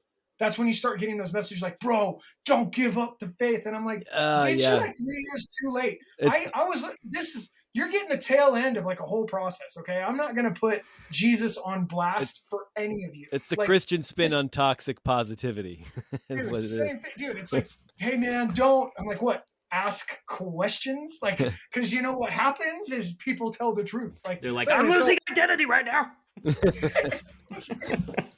You're just losing identity with you, Facebook. Come on. So to go through that was it was if I'm really honest, it was from the human trafficking chapter, which I don't ever take into account. I usually start in 2018 when Connor Green died. That was like the world kind of fractured. When we lost Wiggins, like my son, that like fucked me up. And I had not experienced God like that. I could give a shit about anything else. That was like, oh no. And so I needed time. And I went through time. There was other stuff that was going on during that season, but if I'm really honest, well, I should probably say it. We're going through this personal stuff and you can hear it's personal and it's profound. It's mourning. I was also on staff at like a Christian institution and the leader of that institution was found out to be a covert narcissist and was grooming women on his female staff and was a complete and total sexual predator. Oh my God. We had to shut the school down. And at least you did that because a lot of times that ends with a cover up. So thank you for telling us that. And thank you for fucking standing up for shit and doing the right thing. No, like, listen, that's why I'm no longer part of the culture. watching what happened, going through mad pain, and knowing that if I showed up and said a cuss word, they were going to write me and survivors off. I just couldn't even engage with the process of they had a restoration process, and Oh God. it was all about restoring the platform, not about listening to these women in any way. Yeah, And power so it's all power structures.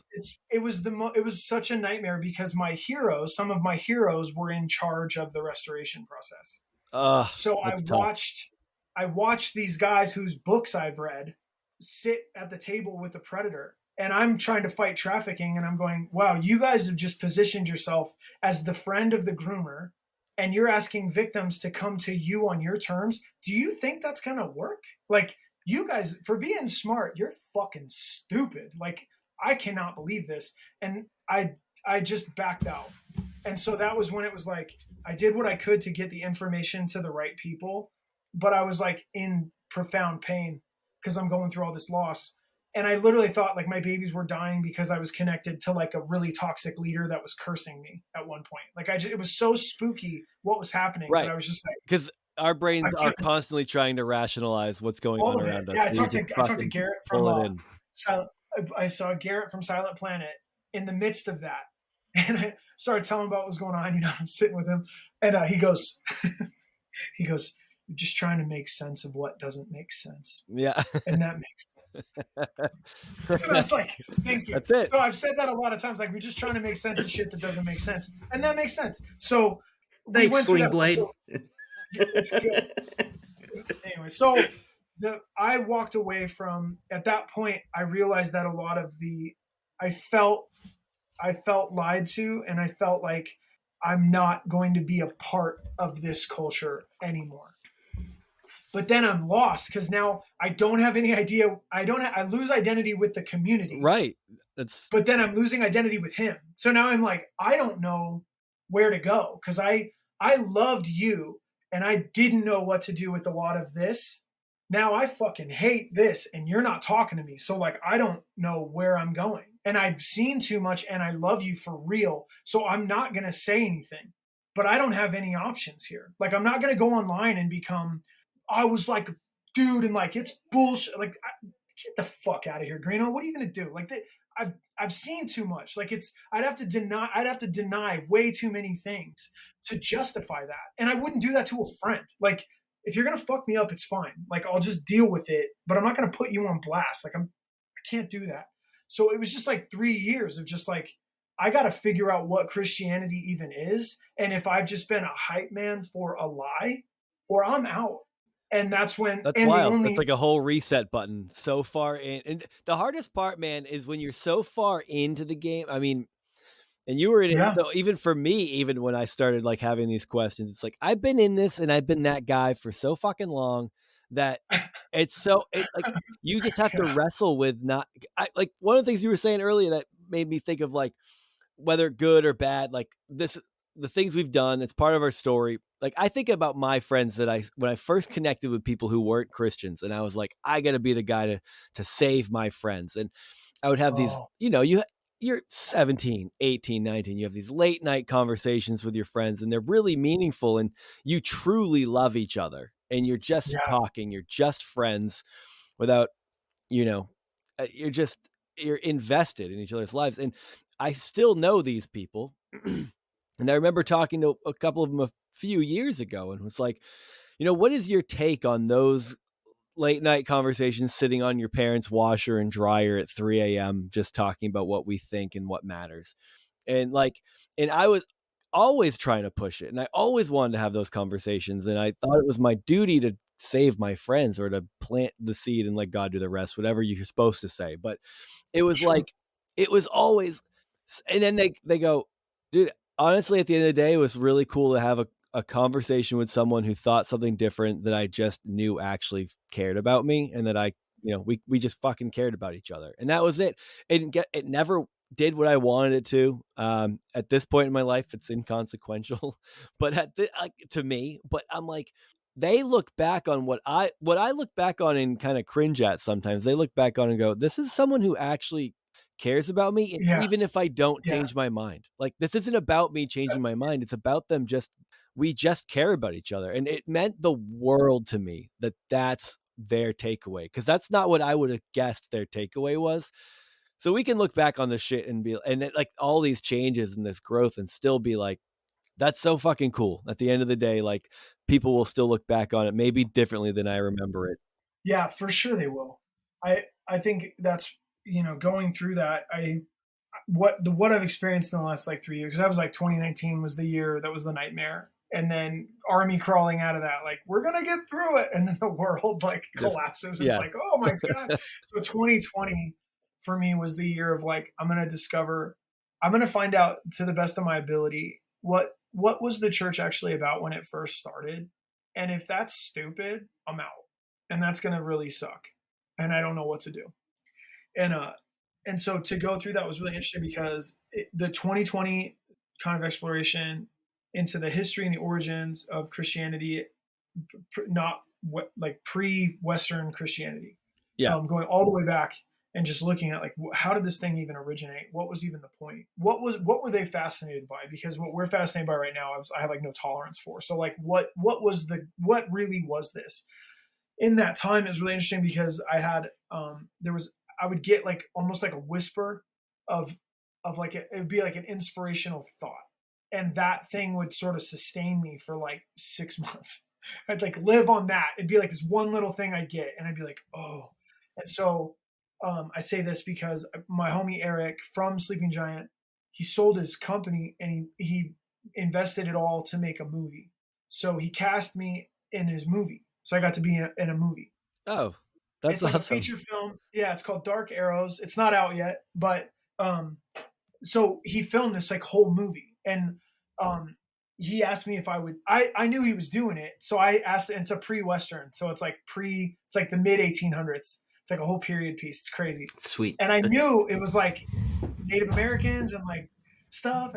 And my aspiration when it came to movies was like, I want to be the dude that gets like blown out of a window. Like that's the dude that's like, this is for the kids, and then like something like happens and he just gets shot. Like that's what I want. I want to be that guy with one cool line, mother, like that was it. Like, and it's, yeah, there's me. I didn't have like big dreams for acting, so I asked him if I could get shot with an arrow. I was like, let me just get shot with an arrow. Like I just thought that'd be cool. Like whatever. So he had me read for a part, and then he said, I showed you a read to our producer, and it was a good read. And I was like, okay. My kids were interrupting as I'm like trying to like recite. He's like, I don't care. It's Uncle Eric. I'm like, he doesn't care. Like it's fine. Like so. Anyways, I send this horrible reading to him, and the producer listens to it and then goes, yeah, it's a good read. And so he offered me the lead in this movie. So I got to be the lead in this like feature film. That's I wouldn't have wild. done that. Yeah, I wouldn't have done that shit before my brother died. Because I just feel like actors are trying to be other people, and I'm like really working hard to be myself. And so I'm like, fuck, like I don't want to lie, I don't want to pretend, like whatever. So Connor Green goes out, and then I get this opportunity, and I felt like Connor would want me to do that. And so I fought with Eric for a little bit about it. I was like, dude, hire an actor, please. Like hire someone else. I don't want to do that. Like, please, like, give me like another part. Anyways, what I saw was this, the parable of the kid with the 5 fish and the loaves, and Jesus feeds like all those people. Yeah. It was like when I first got awakened, like years and years and years ago, I was reading that, and I remember the Lord. I felt like He's like, hey Tom, you've been a bookworm your whole life, and I would just read books all the time, and I was by myself a lot, so I would just read books all the time. And He's like, how you put yourself in all the stories. And I was like, yeah. And it was like, I'm becoming a Christian. I'm just like, what? He's like, this is the book that talks back. And I was like, what? And I was just blown away. I'm like, oh, this thing is living. And he's like, yeah, you're going to be mentored through scripture. And I was like, what? And he's like, yeah, what's cool about scripture is you can be multiple characters at the same time, and I'm going to talk to you. And I was like, no way. So I remember feeling like, dude, this book is so inspiring because I can get instructed from all these different angles. Like this is so tight. Like I've been looking for a book that felt alive for so long. Like, oh, I found the book that talks back. This is great. So I was like super stoked on the Bible. I loved it. So I'm reading these stories, and he's like, remember, you can be more than one character at the same time. And I said, yeah. And he said, okay, think about that little kid with his lunch. I was like, okay, this is this whisper that's happening in the midst of like, he's like, sometimes you get to be like Jesus, where you get to do a miracle. And I was like, okay, I remember some of those times, right? Like I remember feeling like I was there at the right time and something happened. And he's like, sometimes you get to be the disciples, which Jesus does something, he blesses something and he gives it to them and then they give it away. And he's like, sometimes you've received something from me and you just give it away. And I'm like, yeah, that's tight. And he goes, sometimes you're the crowd and you're like super tired and pissed off and you're hungry and you're frustrated and you just need to sit down. And I'm like, okay. And he goes, sometimes you're the little kid and you bring your lunch and you watch me do something with it. And I was like, okay. And he goes, and Tommy, sometimes you're the lunch and you're going to get shattered. And I'm like, ugh. And it was like, you're going to get broken. And he said, but think about the end. And it's like, he gathers up all these like shattered pieces and he gets them all at the end. And so it's like it's like a year and a half after I lost my son. We're in the middle of like loss number 3. Chrissy Green and me are like struggling to figure this out. But I just had the sense of like, man, like we've been broken. And then I think of Eric asking me to be in a movie. And I see me at 5 years old on the carpet in Stockton, California, where my mom's like at work and I'm watching like the Muppet movie by myself in my house, and just thinking Kermit the Frog went to Hollywood and he is going to make millions of people happy. And being a little kid alone, scared as shit, the summer I got sexually abused and going, I wish I could be in a movie. And feeling like God's like, I heard that. I got that. So God damn. in the midst of all of it, it's like if I give God time, he'll fill in the gaps, but I can't bail. And so I've redrawn some lines and I've refigured out some stuff for myself. And then I've watched him go, I couldn't talk to you right then. Like you were in me. I couldn't say shit. You couldn't hear me anyway.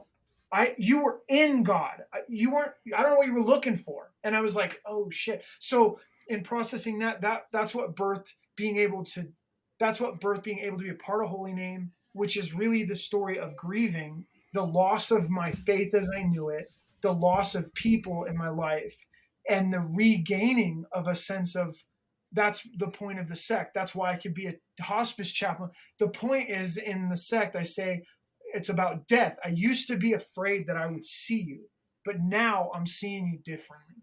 I used to be afraid you would meet me. Now I see you in a different light. And I didn't realize that the historic Church of Jesus had a beautiful view of death. And I didn't. I had this oppositional one. And so as all of that is sort of morphing into me at 42 years old, still not knowing shit, still trying to figure it out, there's a sense of like, no, I'm still captivated with Christ. I'm letting go of a lot of my former things, but I don't scorn them. I'm not shitting on them. It's like they got me here, but like it's much more beautiful where I am, and it's there's sorrow in it, but there's wisdom. So I guess that's what I would just try to say is like, why am I a chaplain? What happened is like 5 years of losing everything, and not wanting to shit on what was good, and not wanting to become someone that would slander a friend. Like I don't want to be that person, but like I believe some shit that was stupid and I believe some shit that was wrong. And that was really fucked up what I just went through. Oh, and it's all true at the same time. Yeah. Oh, and God is still. Okay. Like, so that's where I am now. Just trying Dude, to like, it's so wild, man. What a circle. Take the little pieces and like walk it out. So that's why I could say now I can sit with these dudes at hospice and go like, thanks, man. Like I'm watching a dude like legit death rattle and just going like, thank you for allowing me to be a part of this. Like it's a cool transition, man. You're stepping from one reality into another. That's wild. And actually being okay being there, even though it's kind of scary, it's a little weird, but I'm like, okay, this is cool. Like I'm here with you, So I don't know. That's to sum up that last season I've referenced a few times, man. I fucking love this. Dude, your story. No, okay, here's the thing. It's a lot to think about. It's a lot to think about, but I'm going to give you some compliments and I'm going to bolster your identity right now. I'm bolstering your identity, so just get it. I will receive. I receive identity. Thank you. Thank you. I appreciate it. Tell that story in such a good, like, it came full circle. Like, you told your story incredibly well. A lot of people are like, "Yeah, I'd love to tell my story. Let's do a podcast." And they haven't really told it or they haven't thought about it. And they're like, "Oh, and then I'm thinking about it. I'm realizing how, like, I listen to podcasts all the time, or I used to." And I'm like, a lot of comedy Now podcasts. you don't. Now No, you're like, I fuck no, it's no. more just a time thing. I used to drive a lot for work. I used to commute a lot, but Oh now I yeah, don't. yeah, yeah. But I would listen That's to comedians tell their stories, and I would laugh the whole time. But at the end of it, you're like, I don't really know your story because you would jump around. Like, you don't Mhm. tell your story in a narrative Yeah, yeah, fashion. yeah. This was impeccable, my friend. I you this is Oh, thanks, bro. I storytelling really perfection for podcasting. I'm so hyperactive and crazy. I tell my friends most of the time. I think in a circle. Like I'll get you home, I promise, but just ride with me. So I appreciate it because I haven't done this for a bit. So I appreciate that. Thank you. I'm glad that it is not horrible. Thank you. That's cool. Okay, so we gotta talk a little bit about run against traffic Yes. Oh yeah, please do. Yeah, yeah, yeah. And Please. you've been because incredibly generous with your time. So if you're, I'm Oh, dude, I'm glad you're. stoked. My kiddos are chilling. Chrissy Green leads a women's like book club thing, so she's just chilling, and I was just hanging out. So All it's right. cool. well, here's the thing because I got a little problem. Okay. I looked at the website. Yes, please. I don't run. I'm not a real estate agent. So how am I supposed to make this all about me? Yeah, that's so good. I think what you should do. Well, what? No, no, no. And that's. I'm so glad you brought it up because we're revamping our website. It started with running. Guess what we're doing? So I just did a tattoo event in Virginia Beach. They did a shop day, all full flash day, and then just donated. I have friends that run a cocktail bar downtown, and one of the dudes needed community service hours, so he just called and said, "Can I do something?" And I said, "You want to host a benefit fundraiser at the bar?" And he was like, "Yep." So they just slang drinks and then donated. I have friends that run a barber shop, and they're like, "We're just going to donate out of the chair that day. All of our tips are going to go to the thing." I have friends that do shows, and like we put on a show that day. I have friends that are doing car stuff, so we're going to do an event in October called Rally Against Traffic, and it's like teams, $1,000 cars, like crappy cars, 2 days to make them work, and it's Oh, like a 4 hour endurance race on it's the like the track. gambler. Yeah, That's it's like right. Rally Against Traffic. So if I got homies that do jujitsu with me, and so we're doing a roll against traffic. I go to a gym and we do a row against traffic. Like anything and anything you guys want to do, our job is to empower fundraisers. So Run Against Traffic started with running, right? It was like, oh, we're gonna run or walk. And then what we realized when COVID hit was everybody got shut down. So then we had people digitally running, but we couldn't get together.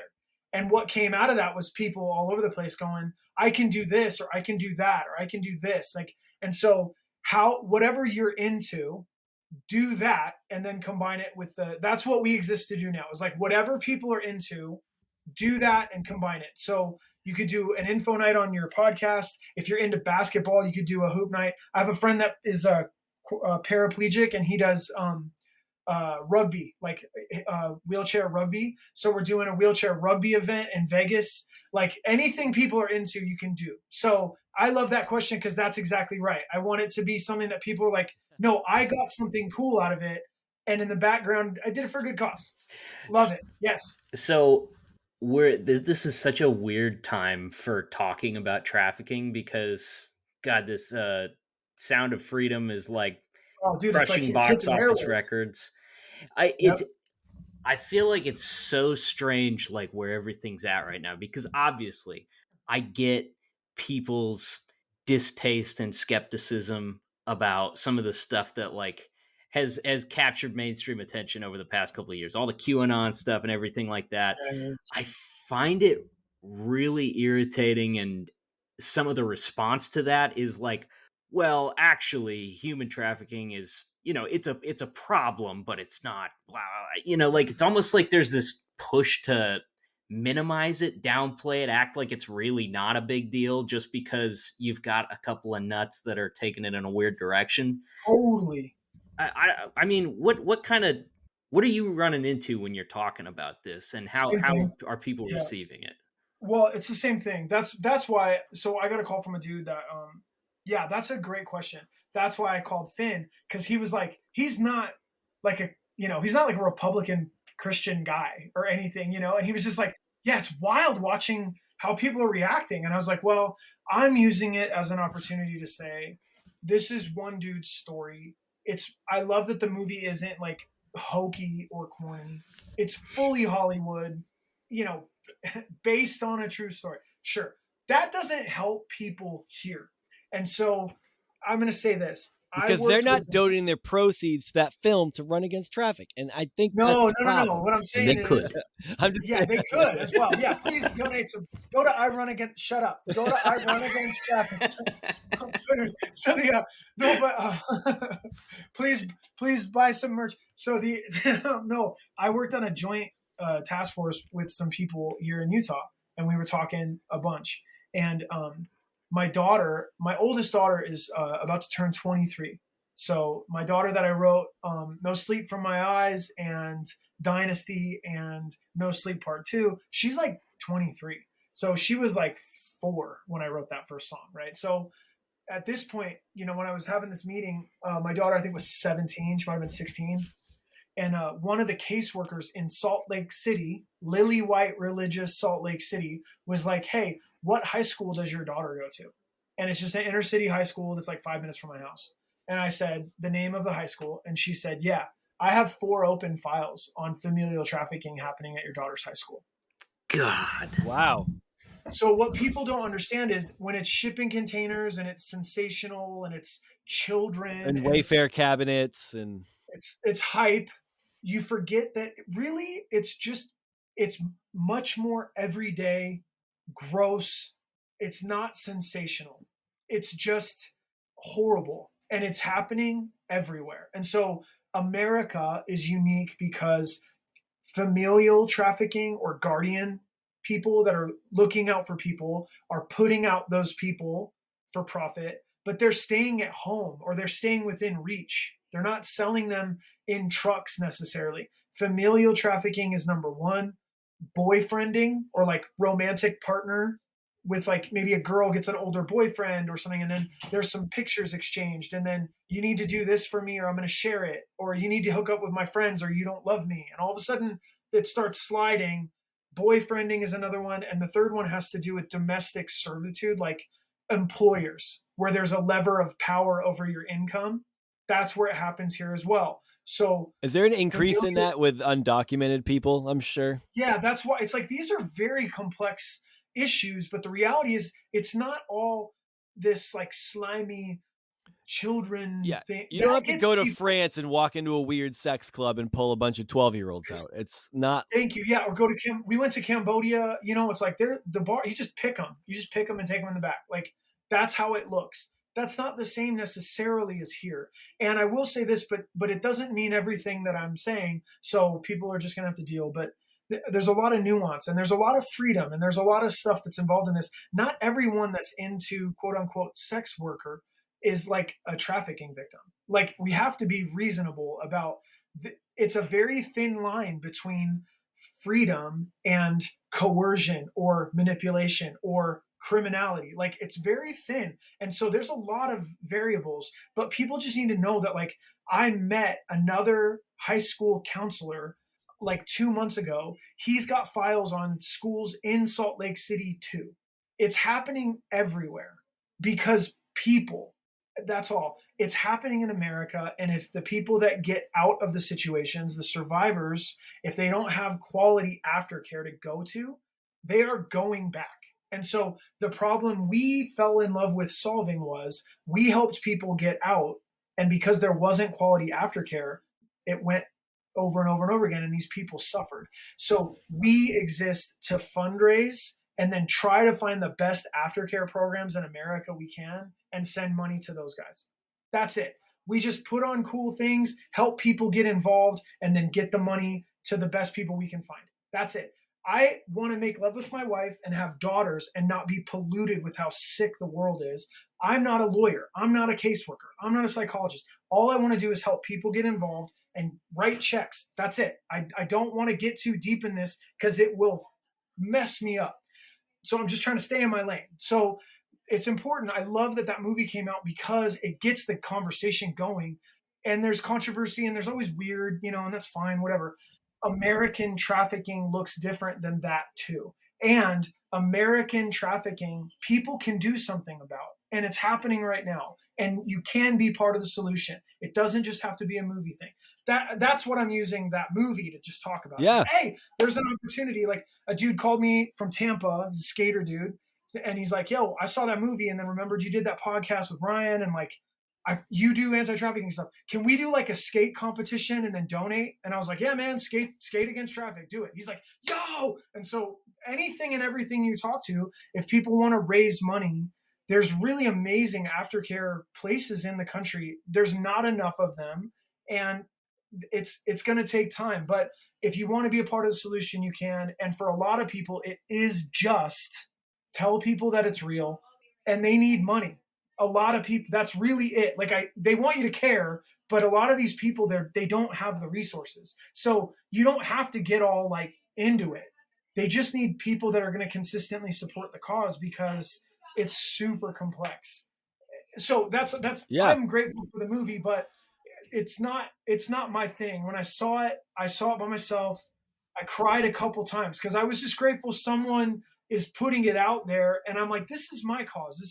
This is something me and Chrissy are giving ourselves to. Thanks for not making it a joke. Like that's awesome. Yeah. But it's not my thing. And so it's like, okay, that's super cool. So for people in America that want to do stuff, put on a benefit, do something fun, get people involved. And then if you don't know where to support, you can support us. If you need to know good places, hit us up, man. We're happy to help everyone. Like there's plenty of people that need help. So What do people do? Because I never really thought about the labor trafficking side of things, but yes, there's been a bunch of like big companies busted for that and hiring kids. I mean, you got 14-year-olds working in metal stamping plants. Like, I mean, I'm no, in yeah, Kansas. Western Kansas had several like meat packing facilities that got busted, using child labor. Like, what what are the organizations that focus on that? Like, what do they even do for those? Because I imagine you draw attention to it, it needs to stop. But then, like, you got all these people who are yeah. Well, and relying you on got to multiple income sources for their family, and yeah, and they'd be like, "Yo, just leave me alone. I got to make rent." Right? Like it's people problems. That's why labor unions are cool, because then at least they can get people involved. But that's hard for people that are into like the free market or capitalism, or they're business owners and they can't afford that. The union can be a death knell for people just trying to get started. Like there's all these political things. Then there's just like immigration reform in America, and how difficult it is to become a citizen, and how we have real gaping holes in that system. So Mm. there's all these different tributaries that are flowing into this bigger problem. And there's all these different components. To solve it here, we have to be able to address it globally too. So for me, I feel like I'm in the ministry of like starfish. Like we're just trying to save the people that we can, while these other people are trying to figure out what laws to enact to make it easier for people to get in, not take advantage, or um, almost like make a game of the system, but actually become part. But I know tons of people that have come here they would love an easier system to become a citizen. And it's really difficult too. So you've got immigration issues. You've got the free market and capitalism issues. You've got people just trying to make a better life for themselves, and like, please just leave me alone and let me just keep my head down. And I'm going to use this like borrowed ITIN so I can get a job and like stay out of my business. Like it's very tricky. But I would say this just so you know, labor trafficking is way bigger than sex trafficking. But sex trafficking gets all the headlines. So Yeah. human trafficking, using people through either force, fraud, or coercion for profit. Labor, using people, huge deal. And again, it's way complex. So that's, as long as people know, it's like, this is complicated. Yes. And we still have to help people while we can. And there's certain aspects of it that are going to stick out to other people. Like there's some people that are really going to begin advocating for, say, the immigration reform. There's other people that are going to begin advocating for, how do we keep businesses in check so that they don't hire 14-year-olds to do jobs that they shouldn't be doing, right? Like there's going to be people that are going to respond to different things. For us, what we fell into was recognizing that if you rescued, which is a bit of if you recover all the people tomorrow, there's nowhere for them to go. Right. And so our thought was if aftercare, Yeah. that's where we were like, if we can create a my thought was if I can build for aftercare in America, what Lance Armstrong built for cancer research, which is just this like foundation that makes products and sells bicycle jerseys and all this stuff, and it's running like and it's funding cancer research like forever. I was like, if we could do that for this kind of a problem because it's so big, that would be really cool because then I would just know that if it gets big enough, the good guys are going to get money when they need it. That'd be awesome. That's where I landed. Yeah. So some of that with labor trafficking, with all these other issues, there's going to be different parts that people are like, we have to solve all of it holistically. I'm just interested in if they come out, I don't want them to go back. And then that's hard, you know? So anyway, so that's my thought is know that labor trafficking is a bigger percentage than sex trafficking, but sex trafficking gets more of the hype. Yeah. I got one more question for you. We've been going longer than normal because this has been such a is that okay? I'm sorry. Of course it's okay. We could end it anytime we want. I just am thoroughly enjoying this conversation and all the turns it's taken. Thank you guys. Thank you. And so when it comes to getting money to places that are doing the aftercare work, I'm sure there's some information available on your website to where the money is going, but that's always the question, right? If I'm giving money somewhere and they're giving it to someone else, how do I know we're on the same page? What these kind of organizations like? Are there like a handful that you partner with, and what kind of like work are they doing? There's one in particular. Yeah, there's one in particular, and they do site visits, and in order to give money to these organizations, the organizations themselves have to submit reports and their financials and stay like in compliance. It's almost like just trying to raise the standard of what are you doing and how are you using the resource? How are you going to become sufficient over time? And so they have I just like their system, and it feels like I can't go everywhere and do it. And we're not big enough to even afford to go do that. So who's holding everyone to a really high standard? And then we'll give our resources there. And the contract we have says any of the money that we send to you goes to American-based aftercare, not all these other international things, because that's the problem we're trying to solve. So we're starting small in that. We found what we think is a really good system of accountability. That's where we're leaning right now. I think overall our goal would be if we could build this thing to have our own team that would do what these guys are doing. So we're learning a lot from them as we're like growing. But right now, that's what it is there's, I believe, like nine organizations, like 6 different states, and something like 430 people separate from their traffickers and receiving aftercare right now. Not a big number, but it's, so that's what we're trying to do right now. That's awesome. But the goal is to do a lot, and there's aftercare in every state. Some are better than others, but our goal is to really try to just help those guys. So that's how that works. Ben, it's weird.